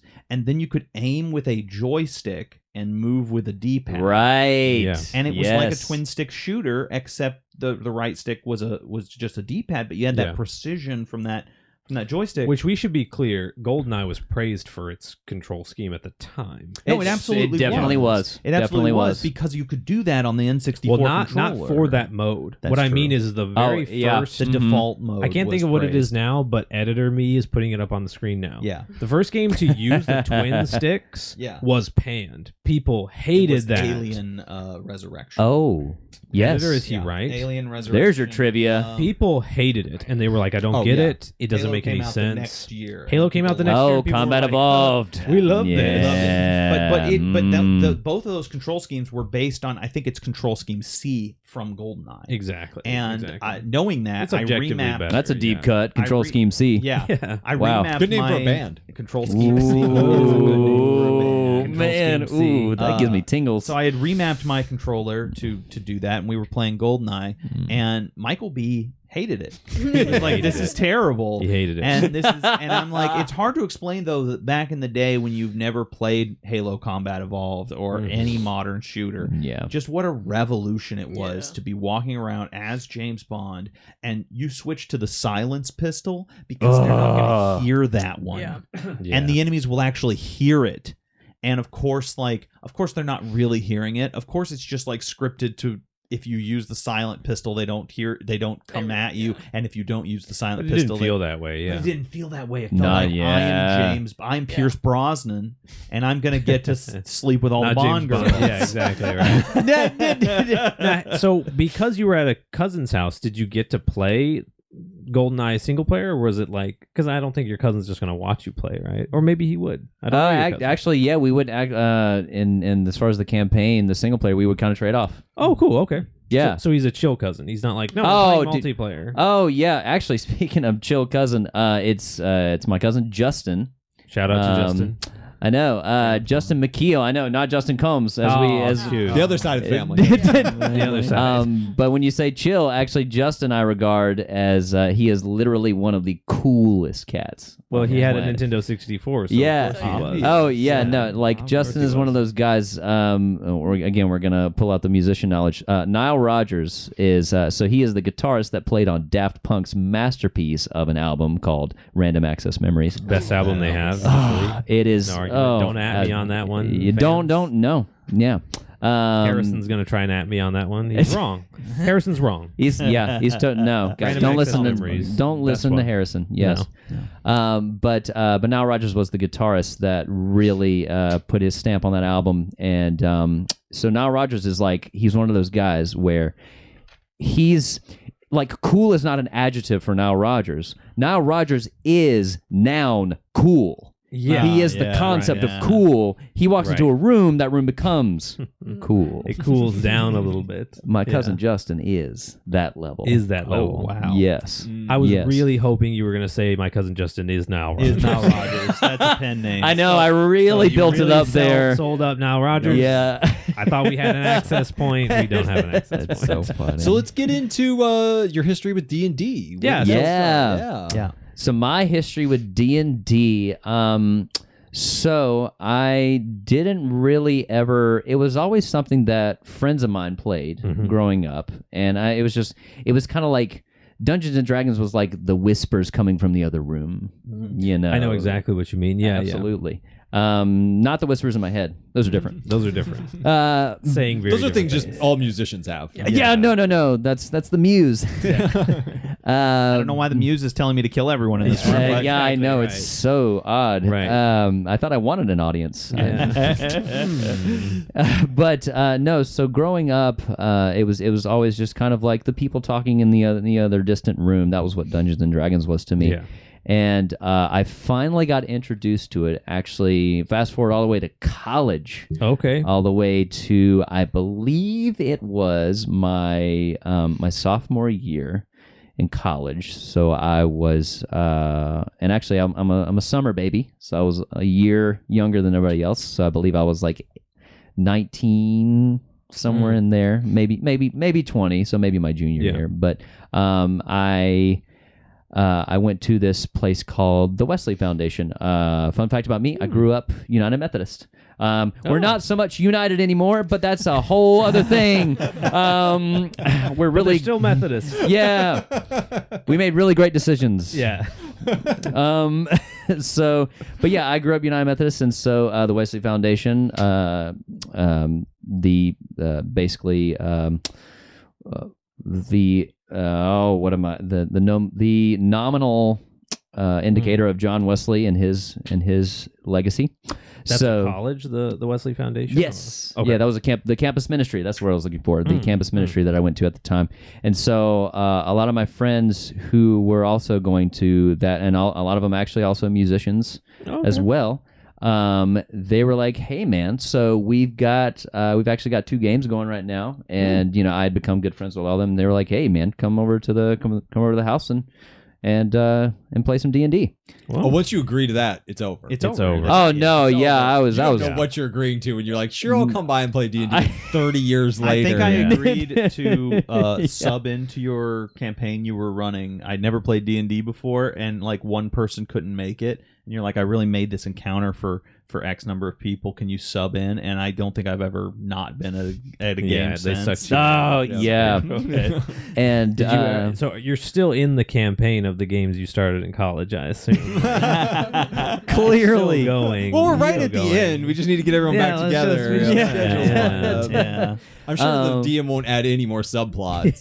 no, Exactly. no, never. But so this is kind of one of my favorite things about my first experience. So like I said, they had 2 games going at the time, and one was, I believe, it was Pathfinder. Yeah, one of them was Pathfinder, and the other one was D&D.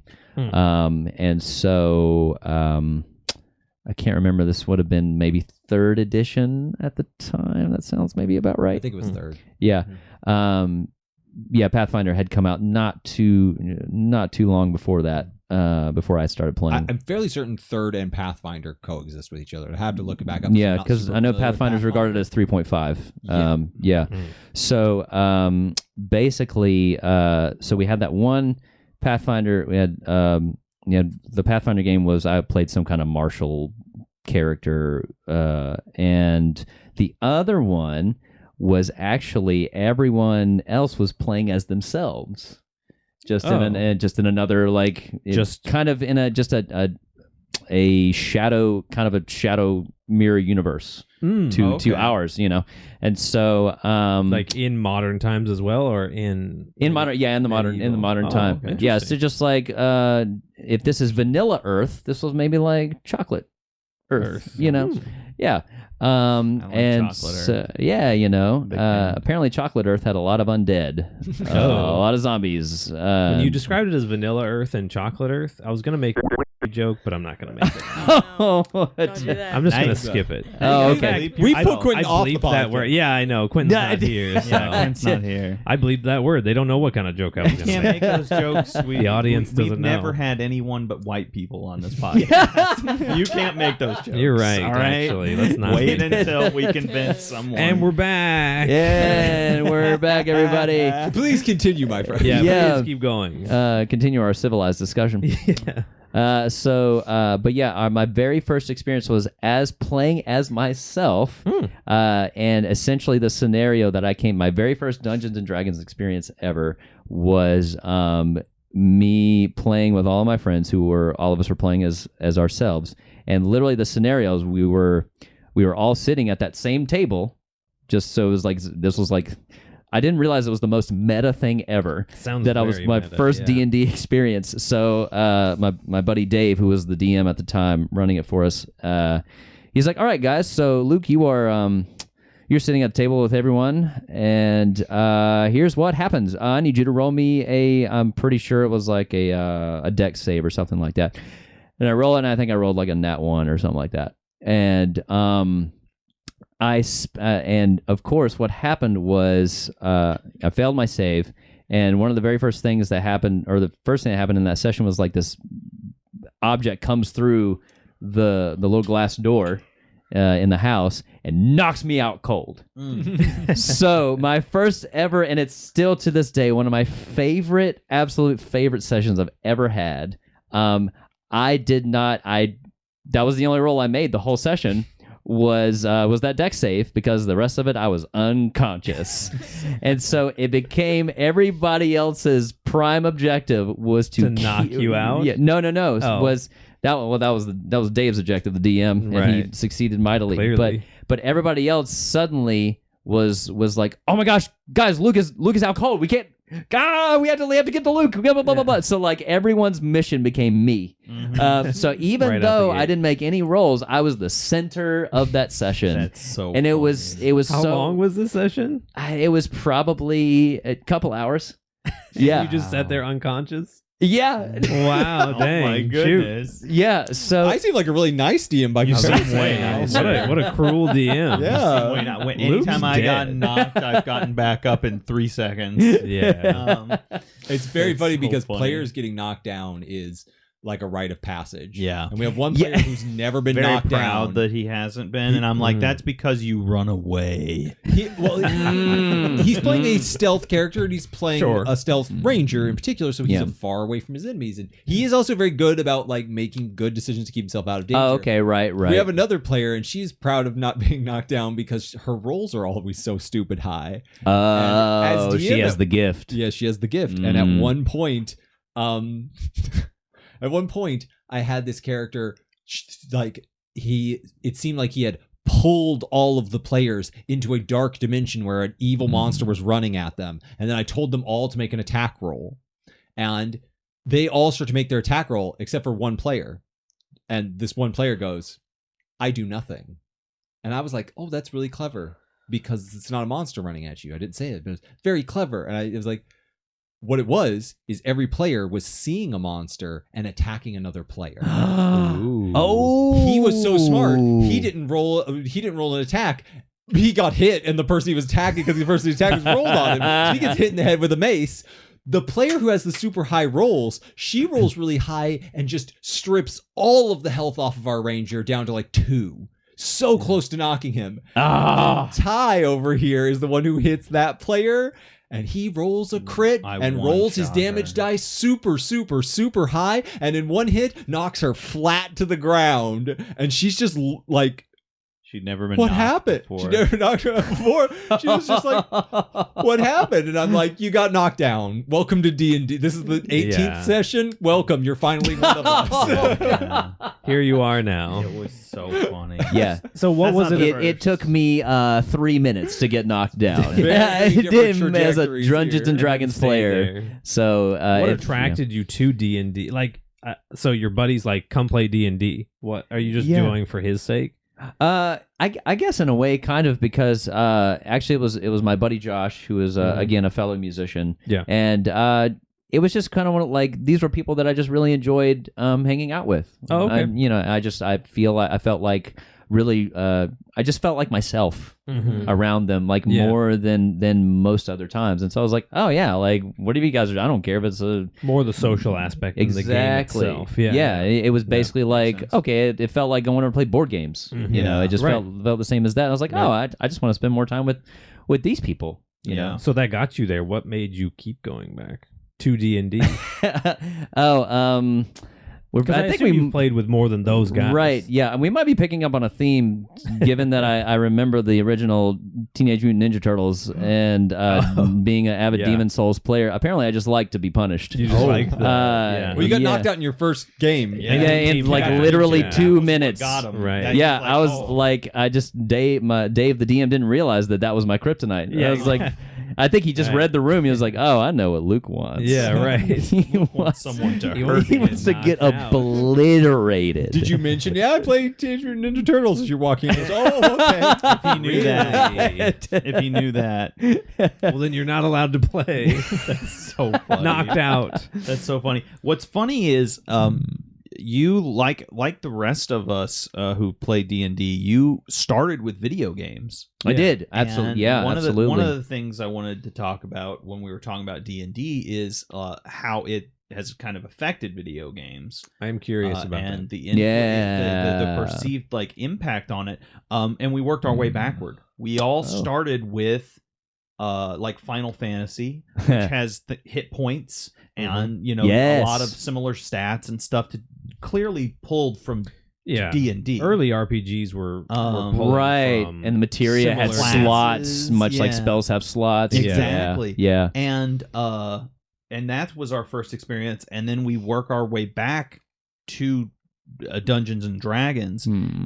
Luke, did you what was your like experience either prior or after playing D&D where with like the really D&D centric kind of games? Like I'm thinking like the Baldur's Gates, the top down character RPGs. You mentioned one, Divinity Origin, or Divinity you Original mentioned me Sin? the other night when you saw me playing Baldur's Gate.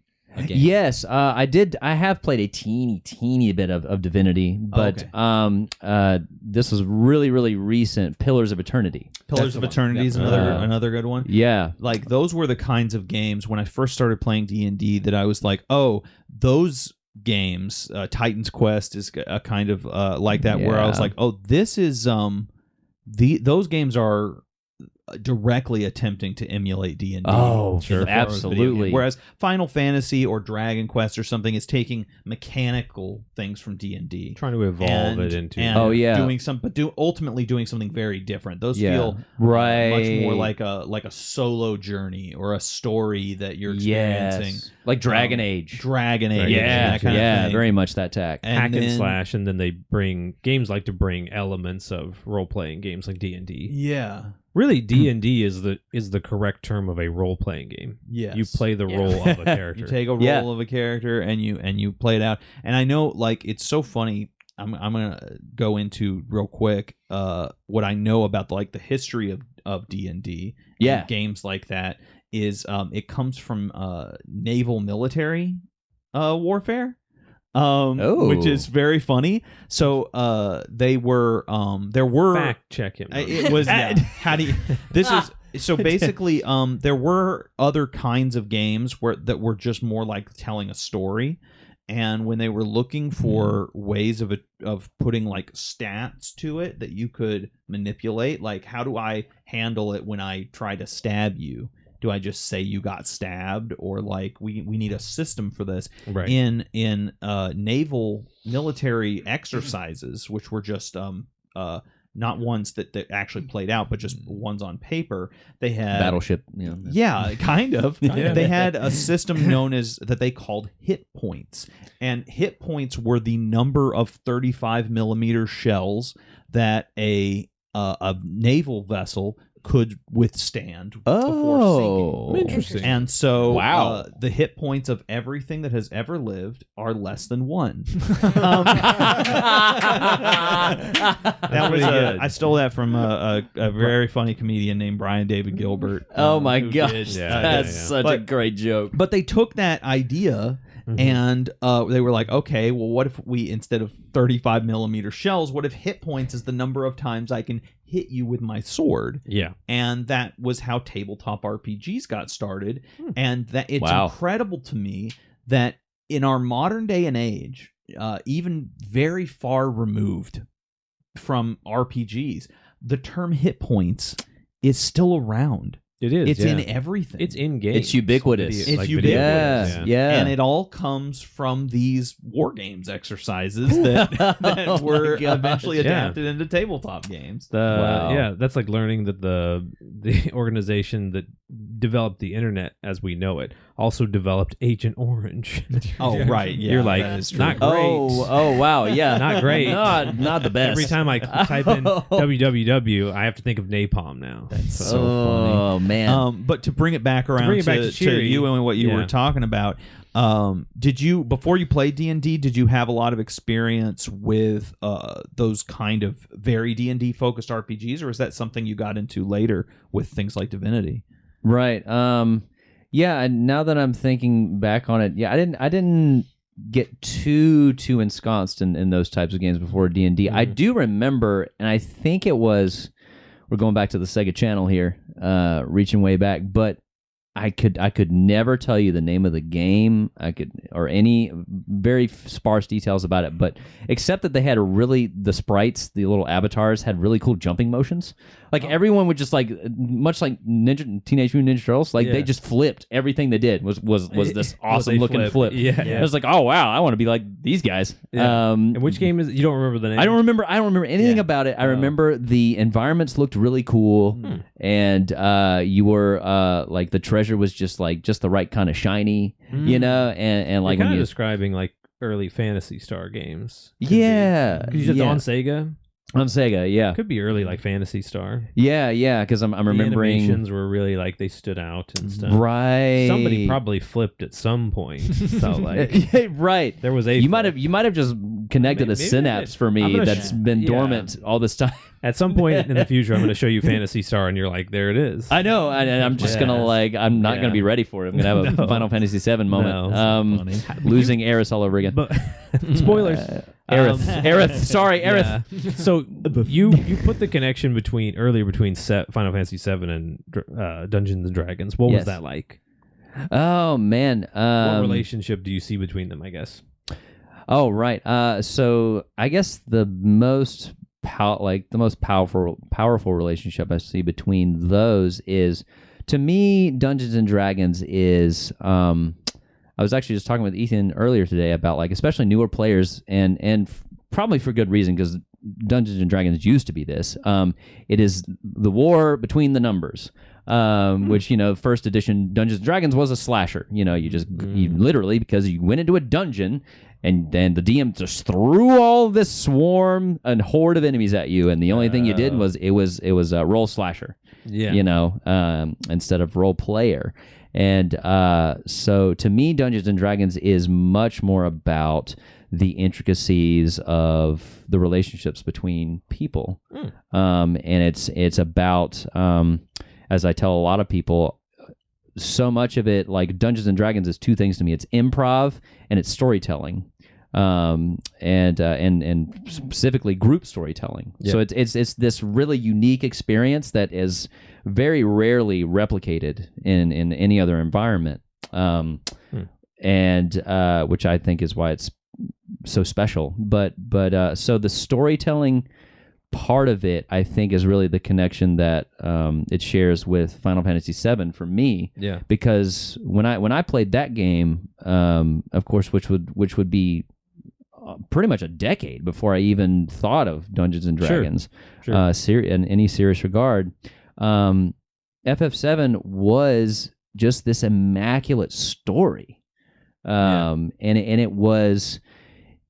I think for me, it was a subconscious thing at the time for sure, but it went from I'm playing this game to all of a sudden I'm meeting these people. Yeah, absolutely. that have flaws and that have desires and that have trauma. So much trauma. Right. I mean, Mario doesn't have trauma. His best friend gets kidnapped and he's like, woohoo! Right. Yippee! Yeah. Which he might have a weird kind of trauma because he really likes going down sewer pipes. And disassociating, we just learned. Yeah. He's just yippieing the whole time. Yeah. That's true. That is I'm not going to think about what's happening. Woohoo! Right, yeah, exactly. Devin has the same kind of. I do, yeah. So something I wanted to get your thoughts on as well is because when we had that conversation earlier about Final Fantasy VII, I just thought that there's something similar in the campaigns I've been involved in that I feel like Final Fantasy VII is kind of the first thing to do is Aerith's death. And the thing that changes video gaming about Aerith's death, I've written a lecture about this. I know, spoilers.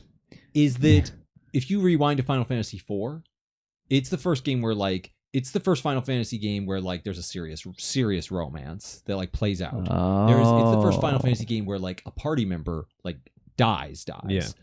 And but it's the obvious romance. It's good. I love Cecil and Rose. They're great.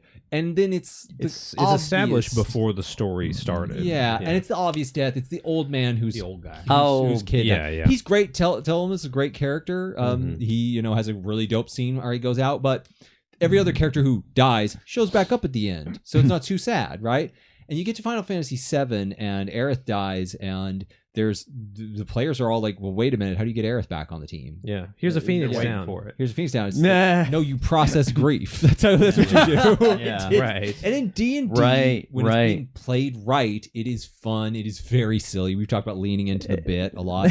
But there's also a stakes that if you think a PC or an NPC is a really fun character, right? There's a really fun character you love anytime the DM has this character, and then bad decisions get made or there's consequences and that character gets killed, there's this moment where you realize I'll never talk to that character again. And it is this moment where all the players go they get this expression on their face. They get this experience that you don't get, especially you don't get in video games before 7. Before Final Fantasy 7, you were going to get that character back.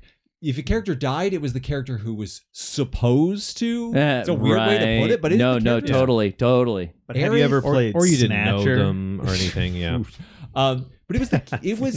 Say what, Ty? I said, oh yeah. Well, have you ever played Snatcher? Lots of great characters die in that game. Yeah. But we didn't care about any of them. Yeah. It is almost weird that it's either a game where people die or it isn't, and then 7 is not either. Yeah. One character dies that's really important, and a few others die that are less important to the main narrative or to the player. But it's usually a game where death is the everywhere or it's nowhere. And 7 is no, wait a minute. Sometimes just one person, their loss is felt. Especially because in 7, spoilers, it's not he got crushed by a bunch of boulders saving you, or if we had just done one thing, Aerith has a gruesome death by the hands of the guy you're trying to stop. So there's no getting around it. It's a very this wasn't supposed to happen kind of thing. Yeah, it does feel like that. Done.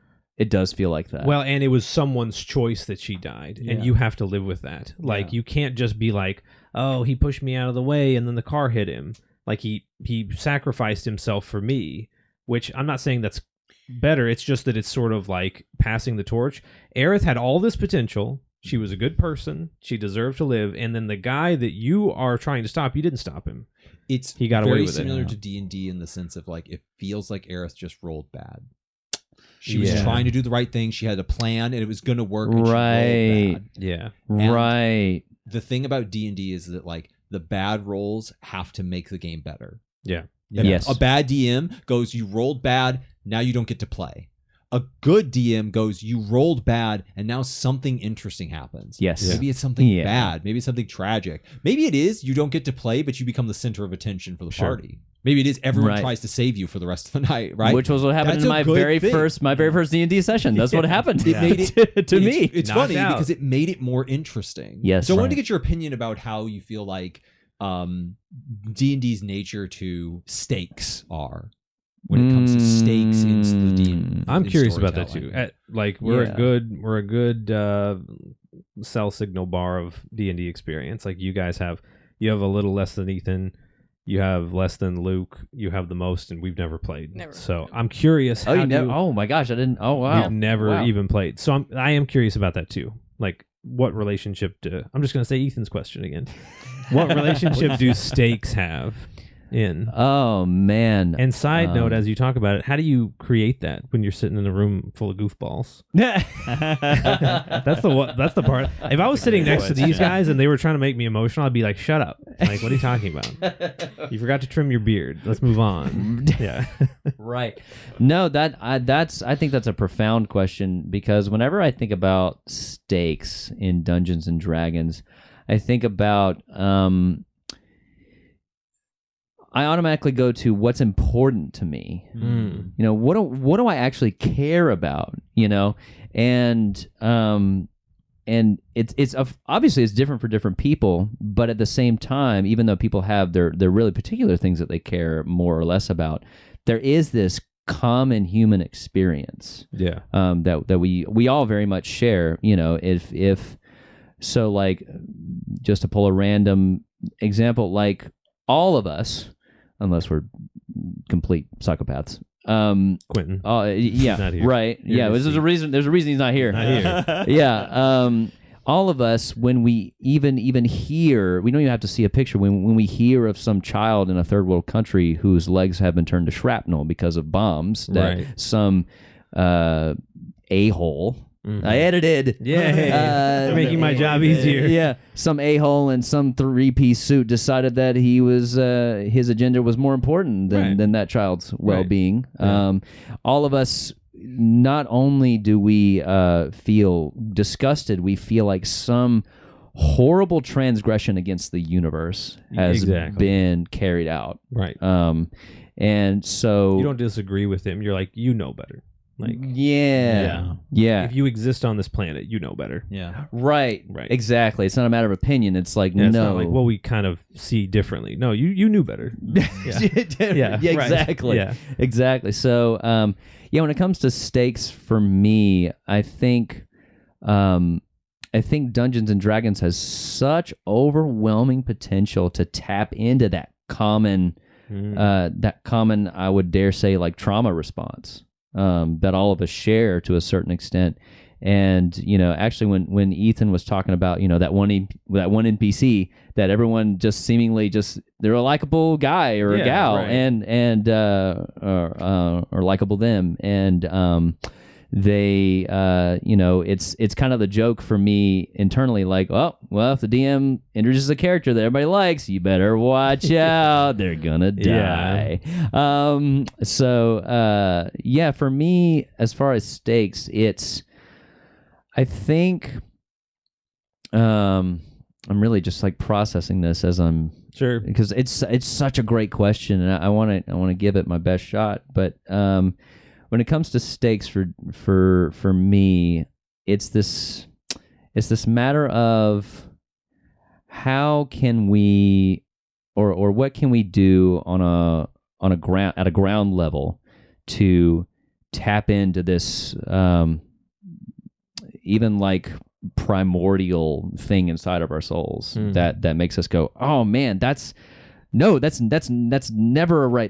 right thing to do. And like, how, you know, we need to, guys, we have to do something. Even if my character dies doing this, it's a worthy death, you know? And so, like, well, actually, speaking of stakes, it's probably best if I use an example. So one of my favorite characters I have ever played was actually a part of a Star Wars campaign. We're playing. Yeah, man. So now we'll play D&D, right? Yeah, I played the trump card. You're mine. So I was one of my favorite characters ever was a guy named Rusty O'Malley. Oh, I should say is, because he's still he's still running around punching people in the face. Great name, by the way. Did you name him? I did. Great name. Rusty O'Malley. Yeah, and so long story short, stakes were pivotal in a really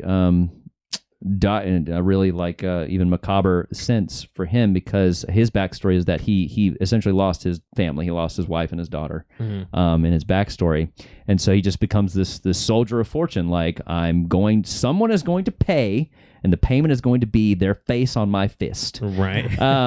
Period. So, but essentially, there was a situation where we had been playing this cat and mouse game with an inquisitor who was just constantly trying to sniff us out, and so there was this this other NPC who very much for Rusty was kind of like this embodiment of who his daughter was to him. There was this little girl who was the same race as his daughter, was a Twi'lek. Yeah. And so I mean, like, my buddy Matt was the guy running the campaign. He knew what he was doing. He knew exactly what he was doing. He was like, little Twi'lek girl. Yeah. He's like, I just got like her. your daughter. Yeah, exactly. Yeah. I know Rusty's number. Yeah. So of course Rusty, it was almost like where the stakes thing came into play was like, his immediate response was, I couldn't save my family or whatever. I didn't save them for whatever reason, but I can do something about her. You know, if anyone even so much as breathes wrong in her direction, they're done. Yeah, you know. right. And so this picture of an innocent this innocent being who really shouldn't, who doesn't deserve the war that's happening around her, doesn't deserve any of the circumstances. Of course, the Inquisitor gets a hold of her. Of course. And literally, and Rusty, by the way, he was a guy. He threw himself into the fray no matter what. So he should have died like 12 times. Right. But he rolled good. He rolled. He rolled good. Must have. Exactly. And so there was this one instance, and I promise I'm getting to the point. Yeah. I like to give context, everyone, if you couldn't tell. So there comes a scenario where the Inquisitor snatches her up, and he gets on his little transport, and this was such a teachable moment for me as a player. Was Rusty had no inclinations for self-preservation. Like, everybody else in the party was occupied doing something else at the time, and Rusty was kind of the one that keyed in on the Inquisitor is taking this girl, and what he wants with her, who knows, but like, no, like, that girl is my mission, right? That girl is my everything right now. And so, you know, this is an Inquisitor. This is one of the most powerful beings, one of the most powerful known beings in the galaxy. Rusty doesn't care. He's getting on that transport, and he's gonna show you what's up. Yeah, right. You know. And so he gets on the transport, and I mean, it's the cinema moment, right? It's taking off, and, you know, hundreds of feet above the ground at this point. And of course, he's an Inquisitor. We have the villain hero moment where it's like, you heroes are all the same. Yeah. And he just force pushes him out of the transport. And Rusty knew that was probably going to happen. That was probably going to happen. But like, it doesn't matter. I tried. Exactly. He's going. Rusty. It's not even so much that he's going to be the hero. Right? He's just going to do something because the right thing to do is something. Right. The wrong thing to do is to cower away and self-preserve. You know. And so and of course, this was a character that is, again, one of my favorite characters I've ever played. But I was like, no, this is more important than my selfish need to play this character. Right. It was one of those moments where, like, I would feel wrong about doing anything different because it would be like me betraying Rusty. It would be me betraying. That goes back to the stakes of I was going to ask, is permadeath a thing in D&D, or it can be? Yeah. Was permadeath in that story where, like, so again, this goes back to the fact that Rusty should have died so many times. But what happened in that particular moment was he gets force pushed out of the transport, and it's like, he's not gonna live that. It's like hundreds of feet above the ground. Yeah, he's dead. And so literally, it was also, again, I felt like I really did in that session in the moment feel like, oh, this is Rusty's swan song. Here you go. There's a funeral coming. There's a eulogy coming. Yeah. You know, and some a really powerful moment's going to happen, and a powerful moment did happen, but essentially what transpired was, in that particular system, it's the Fantasy Flight system at the time. It was the narrative dice, as they're called. So in that system, not only could you roll success or failure, you could roll triumphs and despairs, which were like What's the difference? Essentially triumphs, which would be the equivalent in D&D of critical of a critical hit. Okay. And a despair would be like a nat 1. Oh. Yeah. One meaning. Sorry. Yeah, yes. I know natural nothing. 1 meaning it is an automatic failure and pretty much something bonkers happens in a bad way. On the D20, if it rolls a 20, it is a critical success, and if it rolls a 1, it is a critical failure. Yes. It doesn't matter what you add to that. It is automatically a failure or automatically a like success. epic fail. Yeah. You didn't trip. You tripped and broke your jaw. There are times, Yeah. so like there are modifiers in D&D where it's like you'll have like a +10 to stealth, right? Yeah, Maybe yeah. the enemy can't detect you if you roll higher than 9. You roll a 1, so you have technically 11, right? Yeah. But it's a 1, fail. so it fails. Right. It doesn't matter that the points Yes. are higher. You rolled a 1, which is a natural failure. Or sometimes like this enemy's armor class is higher than is like 26, and there's no way you can hit that because your modifier is only a 2. But you rolled a 20, you hit him. Yes. It doesn't matter Yeah. what Because it his was a armor critical class hit. is. It's a critical. Oh, neat. Right. Okay. So you always have a chance at success In the and a chance at failure. In the story, when someone's like trying to like, oh, I'm gonna run and jump over this ledge and try to grab this, I might be like, okay, roll an acrobatics, right? Yeah. You're trying to like do a jump, and they're like, I rolled a 1. I'm like, you catch your foot on it and you go falling face first. Please roll a D4 for damage. Take Yes. bludgeoning damage to your face, Yeah, right? yeah. Whereas if they just failed the check, I would have been like, you jump, but it's not high enough. Exactly. But at 1 yeah. is like, Totally. you failed Yeah. so epically that you've harmed yourself. So Rusty's in a 100-foot drop. He's in a free fall. And Yeah. what happens? And so my buddy Seth, who was playing a Jedi, a Force user. Rusty's not even a Jedi. No. he just punched people. Bold for him to go after an Inquisitor. But with funny enough, earlier in that horsepower. campaign, he made the Inquisitor super angry because he had resisted his Force push. Ooh. So yeah, Yeah.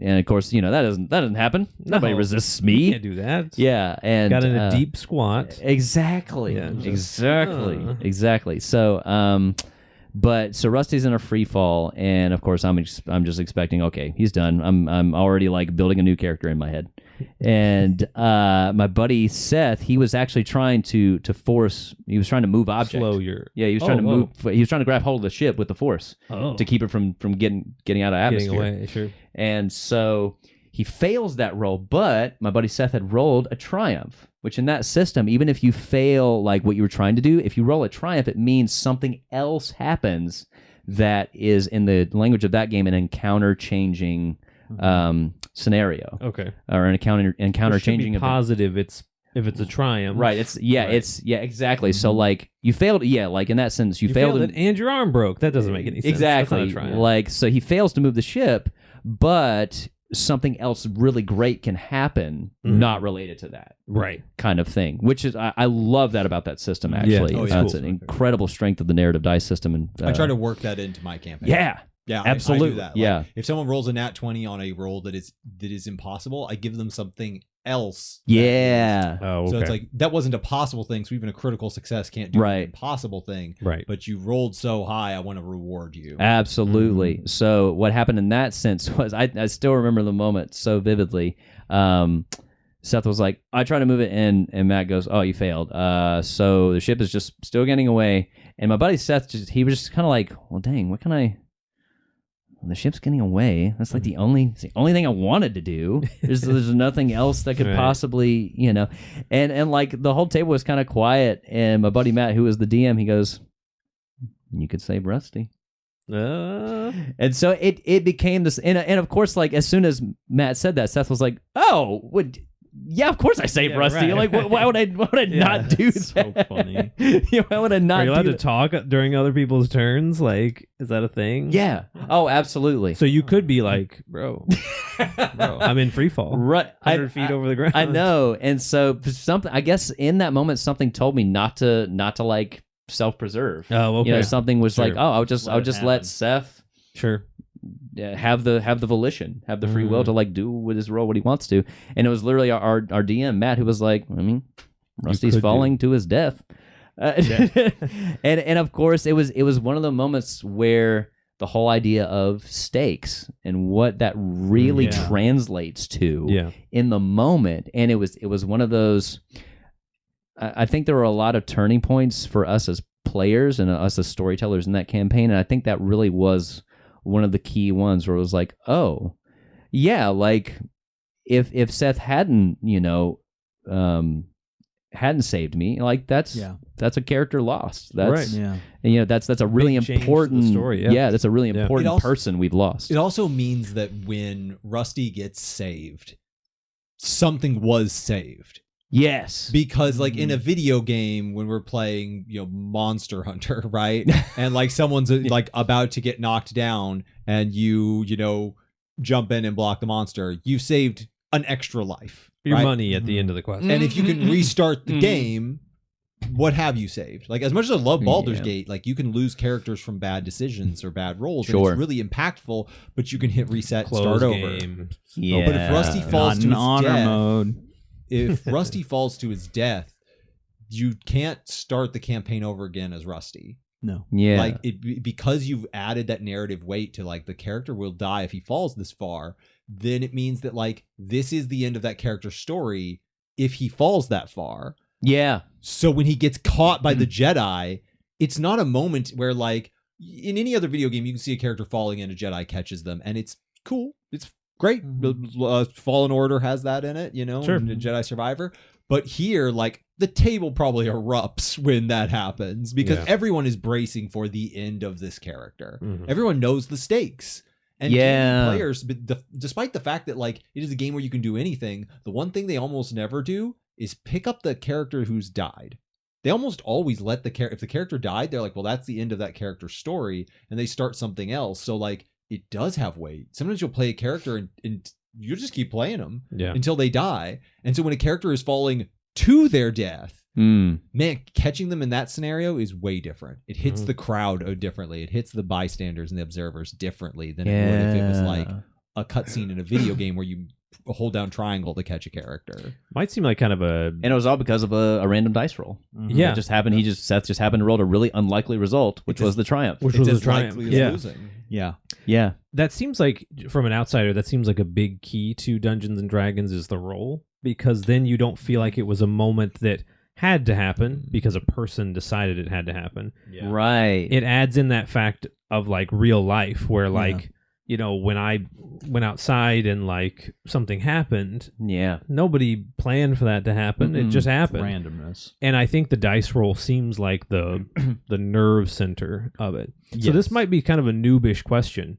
I hear you saying a lot about your... I mean, you occupy the noob category, so... I was going to say, I'm in the I noob wouldn't be category. shocked. I don't even think I'm a noob. I've never even touched it. Noob implies even... A plebe. You mentioned the DM a lot. Yeah. How important is the DM to whether or not the game actually works? Oh, wow. Oh, man. I would say if there's like a level beyond critical, that. Yeah. Could you say the DM is the game? Is that too much? That's too much. I think that might be too much because as a forever DM, yes.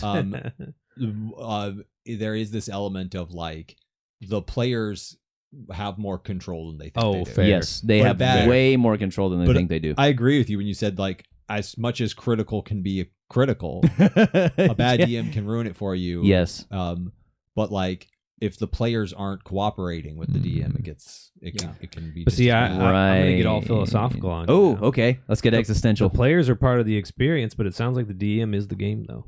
Like that game is Mario and Luigi. I go play it and have an experience. Yeah, the DM is the DM is kind of the system on which the game runs. So Yeah, like right. if the, That's if a good the, comparison. If the game is the story and the game book you're playing out of or something, the DM is the Nintendo Game Boy that you're playing it on, right? Like because it's the thing that you're both interacting with to facilitate the game happening, and it's the thing that is conveying the game to you.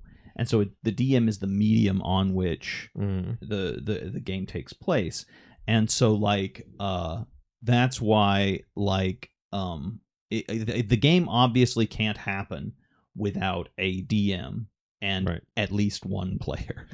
Right. Yeah. To get you to answer to I guess at some point we would say the full thing, Dungeon Master. to kind of reiterate Devin's question in a way that I think would help you answer it as well is that like what is the relationship between DM and player? What makes a good DM and how does a good player interact with a good DM? Yeah. And maybe even what, if you want to go into a little bit of what you think like a DM shouldn't do or like a player shouldn't do. Yeah. Oh. I think that would help answer. That's kind of your question. Who's right? your worst DM? Give them their Call give them us their name. Give us their and social. No, Their address. No, back to Dox his them. question. Yeah.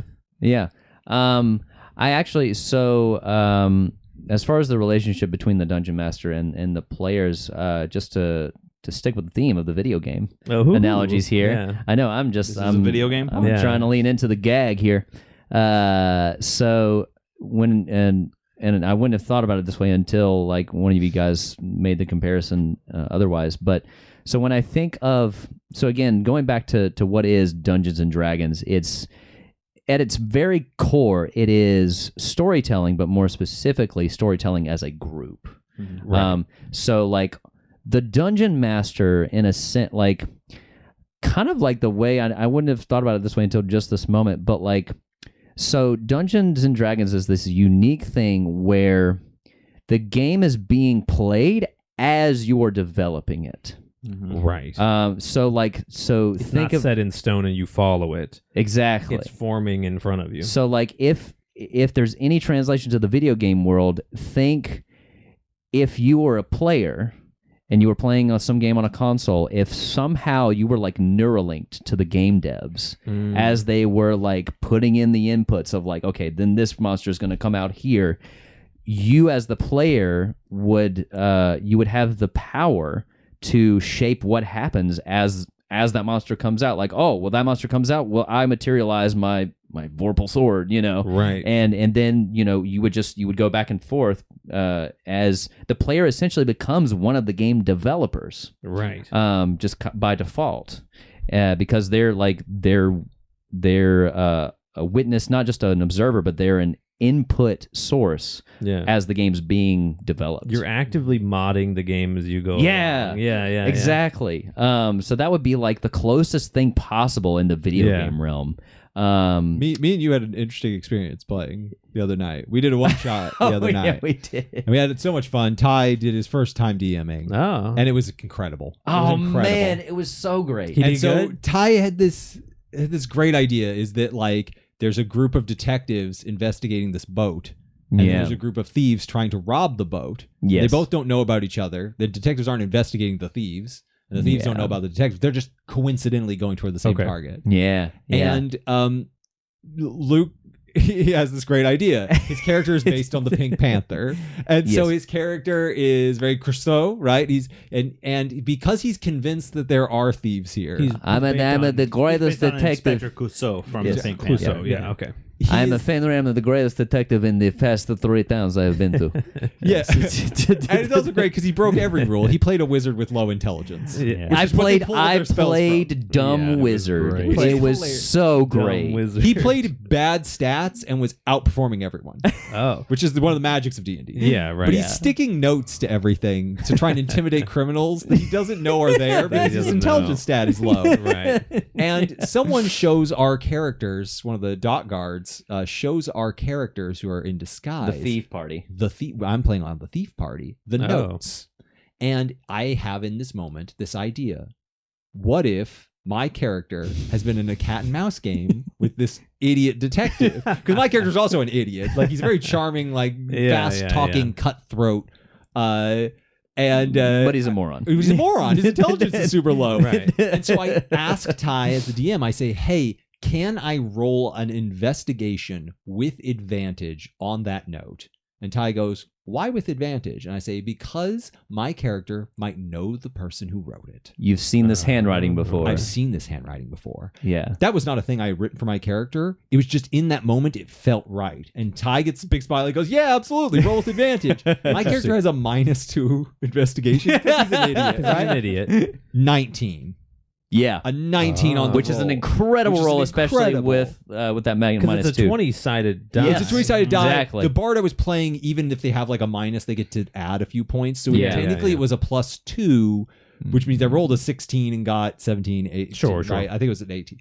And Ty was like, "You recognize whose writing that was?" And immediately my character's just like, "Oh, not him again." Yeah. Right? And we start this back and forth that we had not planned. Yeah. Of suddenly my character is tangentially aware that this inspector is here, and I'm right in the middle as I'm giving the description. I something hits me, and I go, "What if they've never seen each other? He's seen the writing, but he's been avoiding this detective so long, but they've never seen each other." So he's like, "I don't know what he looks like." My character's explaining it to the other characters. What he looks like, what she looks like, what it looks like. Yeah. I just know that they're here now, and they're going to catch us if we're not careful. And suddenly there's a cat and mouse game. Suddenly my character has a way different backstory, and Luke to your credit, Luke, you leaned right into it, like immediately, like you lean into the bit. Yeah, you lean into the bit, and that wasn't something the DM came up with. Oh, not that was something the DM enabled.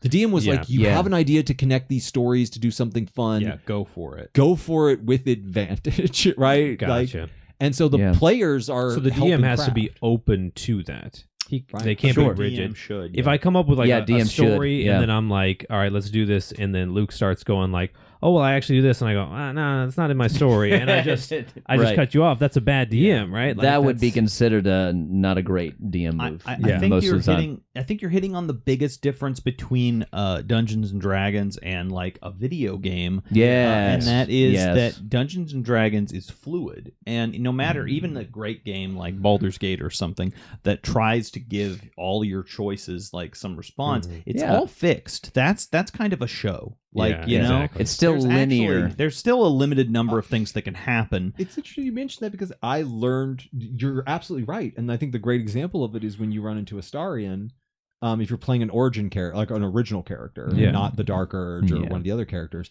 when he says, I got snatched up by the Mind Flayers in Baldur's Gate, you can pick, the top option says Baldarian. And you can say, yeah, I was in Baldur's Gate when I got caught up too. But down two options, it just says, I got caught up in the countryside. Because if you pick the top one, you permanently get the tag Baldarian, and you are from Baldur's Gate. And it will change. 3 acts later, 90 hours into the game, it will change how you talk with the characters in Baldur's Gate because you're familiar with the city. Or you're an adventurer from the countryside. But there's no third thing. Yeah. Like you said, it's all fixed. It's the illusion of openness because you got to pick it dynamically in the moment, like how I got to pick me and Luke's characters were connected. Right. Yeah. But you're absolutely right, is that it is still fixed. Yeah, you can't go, I was already in outer space and they picked me up there. Exactly. But I might say that, and the DM just has to react. We'll take it. I want to take it back to what you said at first, Luke. Was that you said that D&D comes down to personal connections and creating a narrative together. Yeah. In that one sentence, I think you've summed up why video games have had such a hard time becoming, like, pulling D&D into making it just a video game, is that once you've made a video game, you've made it, and you've got to put it out there. Right. Which, I mean, allows you to have, like, that visual aspect that you can't have elsewhere. But it also means that, like, I'm sorry, but it's got to go that way. We can give you choice. Right. But I can only offer you, like, they're finite. Yeah, you've sacrificed infinite player volition. Right. At that point. You can't just decide, for a more disciplined like... story. Exactly. Yeah, sure. Absolutely. Yeah, for a more complete narrative. Video games are like a movie that you can influence. Yes. And D&D is a thing you're starting from scratch. You're writing the things. It's a book you write. Right, you're making the movie. Yeah, there's a kinship, but like as a DM, it's hard to like create a really great scene and then force it to happen exactly as you want. You have to figure out how it happens. Sure. You have to create a character and say like, well, this character can have interesting things happen. But in a game, there's a bunch of different ways you can approach it. But it's like a movie that you influence. You know, you're approaching the same thing in a bunch of different ways. You're trading discipline for like creative spark. Yeah, and the thing I don't want to mention because I haven't somehow haven't mentioned it yet. I have, of course, I have a background quite an abundant background as a musician, but in general as a performer, particularly with theater and community theater, and even improv, which Ty also shares with me. And to mention also, you were a voice actor who narrated a book series. Cool. I am one of those guys who is. You put your name down as Luke Combs to get in. And absolutely, man. That's great. Same way you got onto this podcast. Yeah, exactly. Still, it's really exclusive, guys. Don't let us fool you here. Yeah.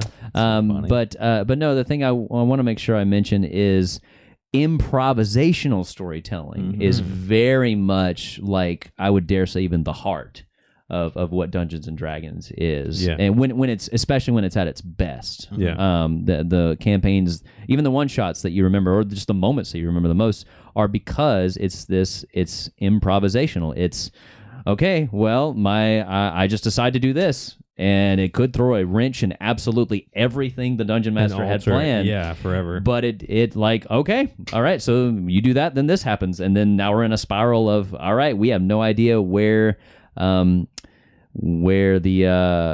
monkey is going to swing to. But it's going to be fun. Because I assume, like, Rusty runs onto the ship. Yeah. The Dungeon Master can make it as difficult as possible to just shoot the Inquisitor in the head and kill him. Right. But theoretically, you could roll and do it. Theoretically, I could, and he had already resisted a force push earlier in the campaign from that same Inquisitor. He could resist again and get to the dude, and then now I'm suddenly fist fighting a dude with a lightsaber. Right. And we all know how that ends. And that's going to end in your favor, clearly. This is really funny, because we had a similar scene in my campaign where they were in the sewers, and there were these like people who were hiding out from the villains in the sewers. Yeah. And they had gotten captured by a different group of villains who were all like undead monsters. And the thing that their leader was doing was turning people into monsters. And so they find the group of people and they say, oh, they're taking us one by one to this shrine to sacrifice us. And they get there to the shrine, and there's this archmage, and he's reaching out to grab this gnome to turn him into a monster. As a DM, my plan was the gnome gets grabbed, turns into a monster. It shows the consequence of failure, right? Sure. One of my players just goes, I'm rescuing that gnome, and runs right in. You were talking about this. He disguises himself as an undead. He clears all the checks. He gets up there. He casts a fog cloud. He runs forward. He goes, can I pick the gnome up? And I didn't even think about it. I was like, well, a gnome doesn't weigh that much. What's your carrying capacity? Easily can overcome it. Grabs the gnome, runs back through, dodges 5 attacks from skeletons, jumps over the edge, teleports himself back through, and saved this gnome that I literally in my DM notes scribbled, name the gnome before he asks, right? Because I didn't have anything for this character at all. He was just supposed to be sacrificed. He was just supposed to be sacrificed. Yeah. And good plan, good rolls, and a speedy execution of all of the concepts came together, and he rescued the gnome. And I was like, well, that's a part of the story now. It's like he might have had a plan for, like, he captures this little girl, and you find out she was force sensitive, and if you don't go fast enough, she's going to become an inquisitor, right? Right. It's like there's might be all these plans he has, and then Rusty gets up there, and no sir, winds up decking him in the face, and taking the ship and landing, right? Yeah. And the DM has to then be like, well, what do I do now? I roll with the punches, right? Literally in this case. Now Rusty's trying to land a ship. Right. Doesn't know how, but it's going to happen. And as a player, like, you have to roll with the punches of, like, I got pushed to my death. What do I do now, right? So we could talk about this forever. Sure. But my phone has a storage capacity. Yes. Oh gosh, wait. No, how but dare I want to close out your segment, Luke, by asking you this question. Do you feel like as time went on, because you started off as a gamer, like you played video games? Oh, sure, yeah. You got into D&D. Was there any point where D&D you were doing it more, and where are you at now? Oh, that's a great question. I will say, there was definitely a period where I was playing Dungeons and Dragons more, more so than video games, and it was definitely in my graduate school years, because I have this theory that, like, all of us D&D nerds are just, like, inexorably magnetically attracted to each other. Yeah. So, like, I still remember, like, my two buddies, Sam and Tamala, they're married now. They actually went to visit them last year. Shout out to Sam and Tamala. Yeah, man. Friends of the pod. Exactly, friends of the pod. Friends of a friend of the pod. Yeah, friend of the friend. But that's my thing. Is apparently, as Ethan points out a lot, I know a guy. Yeah. Yes, I know a guy. yeah. That's how I described Luke as what like Luke is the guy who knows a guy. Yeah. But so I still remember telling my buddy Tamala at the time, "Oh yeah, like I played a good bit of D&D in college." She was like, "Oh, really?" Yeah. And so and her then boyfriend, now husband, Sam, she was like, "Oh, well, Sam might be interested in throwing a little something together." And so that spawned people who had never played before, who were just in our friend group, coming into the world of Dungeons and Dragons. And so in grad school especially, I was playing D&D like all the time, and it was like the promised land, man. I was like, man, if life is like this, then sure. And then of course we all graduated, and it's like, oh wow, it's nothing like this. That's not anything close. Right. They were like, we prepared you for the world. College did its job. Right. But you had a second part to your question. Yeah. So do you feel like I'm curious, why did D&D take over gaming? And then do you play more games now, or do you play more D&D now? Right. So the why for me was I figured out, at least just my own personal rhythms. I don't really consume things like any kind of media unless I'm with someone else. Like I'm not one of those people that like binge watches shows by myself. Like to me that sounds like, why would I do that? A nightmare. Yeah. Yeah. Which no judgment at all. Oh, he's judging you. People that do that. This is his judgment face. Yeah. Yeah. The 90th percentile of people who watched The Office this month. Yeah. For the 1100th time. Personally attacked. Yeah. Get out of my house. Yeah. If I don't like viciously attack anyone, I've done it wrong. Yeah. Right. I really have. So that's 2d6 psychic damage. Absolutely, yes. There you go. Absolutely. Exactly. But the reason why is because it just put me with the people that I loved and that I cared about, and so the social aspect of it. Absolutely, and it just, when you're, I talk with other friends of mine who are really avid D&D players as well, about the need that we have for stories. Sure. And Ethan and I talked a lot about this recently, where we're progressively more and more living in a day and age where stories and narratives are fed to us instead of us making them. Right. And that's like I would even argue quite a dastardly shift. Sure. Because when stories are fed to you, then you like the stories that we tell ourselves that's who we are. Sure. And so if somebody else has already decided what the story is, and you just get fed that, then suddenly you haven't been a part of creating who you are. Somebody else has dictated who you are. Yeah. So for me, Dungeons and Dragons is literally, and especially with things like Critical Role, especially becoming so popular, like insanely popular beyond belief. Yeah. Especially with the I guess the bad rap that Dungeons and Dragons had for so long, is like this you're antisocial, you roll games you roll dice in a basement. Ironically, a very pro-social game was associated with being antisocial. Exactly. Yeah, and being an outcast. And so to me, Dungeons and Dragons is like, that's part of my why, is like, I want to for me, as even when I introduce myself and what I do to other people, a lot of the time I don't even say musician. I say, oh, I'm a storyteller. I'm a writer. I create things, right. And it just so happens that this guitar in my hands or whatever helps me do that.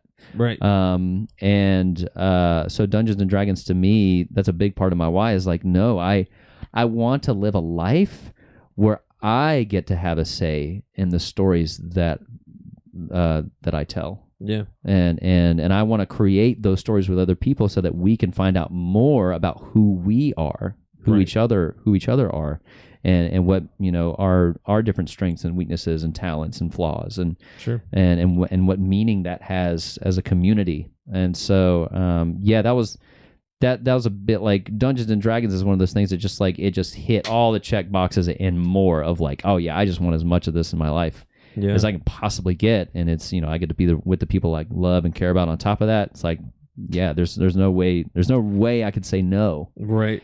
Kind of thing. And then so do you play it still more, or have you gotten back into gaming, or I've at this season of my life I haven't done much of either of the video games or D&D. And I think I think part of it is just the life place I'm in, where I'm in a season of like I recently became self-employed and realizing the benefits and the not so great things about that, the rough and the positive end. Yeah. And so I'm kind of navigating like how much what kind of employment I want to have, and like how I want to put food on my table and keep a roof over my head.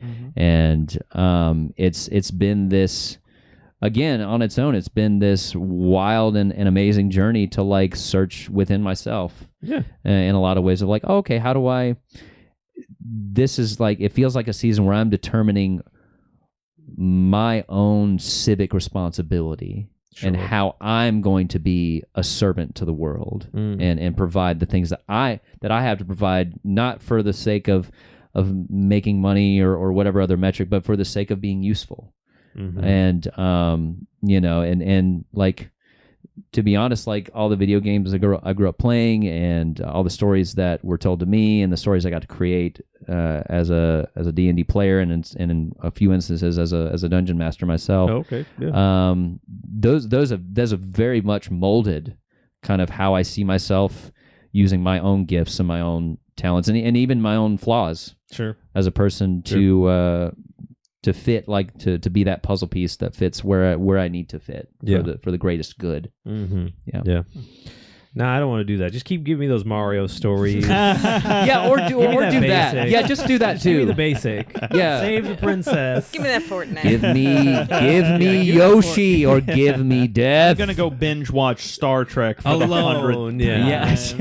No, thank you for that, Luke. Thanks for being on the pod. Yeah, man. Yeah. Delightful. Nice. And we First real guest. Harrison's not a real guest. Harrison doesn't count. Who cares about that? We're all trying to forget. No, that was great. So now I'm glad you're here to play it with us. We're playing our favorite game. Rachel has to play this time. It's called Games I Haven't Played, but I Have Strong Opinions About.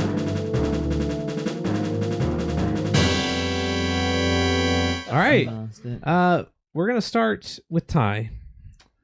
Ty, what's a game you haven't played? Oh, and Luke, just to get you acquainted, in this game, you can comment on what they say, but you cannot ask for clarification. You cannot. It might be. You can't ask them what, like. If you're confused, you just have to roll with it. If you're confused, you just have to roll with it. Yeah. Beautiful. Yeah. Beautiful. So, Ty, go for it. What's a game you haven't favorite played? improv game, just be confused. I've never played Red Dead Revolver, but I don't think. But here's my opinion. Well, give me your strong opinion. It better be strong. I've played a game you haven't played? It has. Oh, wow. Crazy. Ooh, wow, the turns have tabled. It didn't even need redemption. Oh. Say what? It didn't even need redemption. No. Yeah. What a strong opinion. What a hot take. What a strong opinion. Wow. Ethan, give us yours. Knockout punch. To keep with the theme tonight, I've never played Pathfinder, the tabletop RPG. Oh. But I think while it has in my opinion, my very strong opinion, while I like the concept of character customization, I think it's too rules based for most DMs to do. So I think it's too rules based to make it work. I've never played it, so I don't know. You should know. You've never played it. I've never played it. Right. All right, Rachel. Okay, I've never played Marvel Rivals. Okay. But I've watched you guys play it. Oh. My very strong opinion is Captain America's butt is not big enough. Oh. Not big enough. That borders line up on facts. Who could? Yeah. Who could? But I think That does, yeah. might just be Because if you're jacked, you're jacked all over. You all should be. over. Give He him a- should have the glutes of a god. Yeah, But he And doesn't. That's- Give him, I've give him only a seen- glute costume. I've only seen people posting about Venoms, Oh yeah, Venom is But- caked up. but yeah, but not, Oh, nothing about he cat. is Right. caked up. Yeah. And I'm assuring the edit here, but like that is America's ass. That's That's what I was see? saying. Thank you. We yeah. know that one. We Yeah, knew that we one. know. Not in Marvel Rights. Correct. I have probably said this one before. I'm going to say it again because I didn't go far enough the first time. Oh, I've played Baldur's Gate, or I've not played Baldur's Gate 3, but I think it's just bad D&D. Oh, okay. Ooh, because it's scripted and it's bad. Wait. And Luke You don't have can't to give ask me any reasons. questions. You don't no, have I to don't have clarify. to. We're not I'll allowed to explain ask myself. You can't questions. ask any questions. You It's just bad said- D&D. Don't bother. Yes. Don't bother. Oh, Luke's happy. That's a happy thing that happened. Oh yeah. Luke, Oh, give yeah. us a game You split that you the haven't room. played that you have a strong opinion about. My game that I haven't played. I'm about to devastate our entire audience. Elden Ring. Have not played it. What's your strong opinion? My strong opinion. It's never going to be Demon Souls. Oh. It ain't. Sorry. Actually, I'm gonna have not sorry. It's never going to be Demon No, Souls. you don't have to apologize. Yeah, we can't ask any questions. No. But I It's do ask- have that a one's gonna comment hit though. hard, Is I though. think that might be the spiciest. I'm gonna have That to was a cut it just spicy so one. that we don't don't get lose we don't get subscribers. subscribers. We're Yeah. demonetized First already. subscriber, guys. Thank you for watching. If you're still Yes. here, Thank you so if much. you're still here, put Luke Combs down in the comments Yeah. section. And Yeah. be sure to check Luke's Instagram out. Yeah, there in check the it out. description below. You can Yes. find Luke busking on a street corner in your city, probably. Playing music at lots of different places, Yeah. bars, Yeah. coffee shops. I'll be playing at Do a you coffee busk? shop on Sunday. I don't think you said you I were actually busk. I do. busk. Okay, thank you, goodness. You read the room. I read the room On that I've one. been reading you all night. I Man, get you the really have. music, metaphors, My everything. gosh. Secretly, Luke Combs. Secretly, Luke. Secretly, Guys, not thank you for secretly. watching. Bye. Bye. Bye. Bye, guys. Bye, everybody. Bye.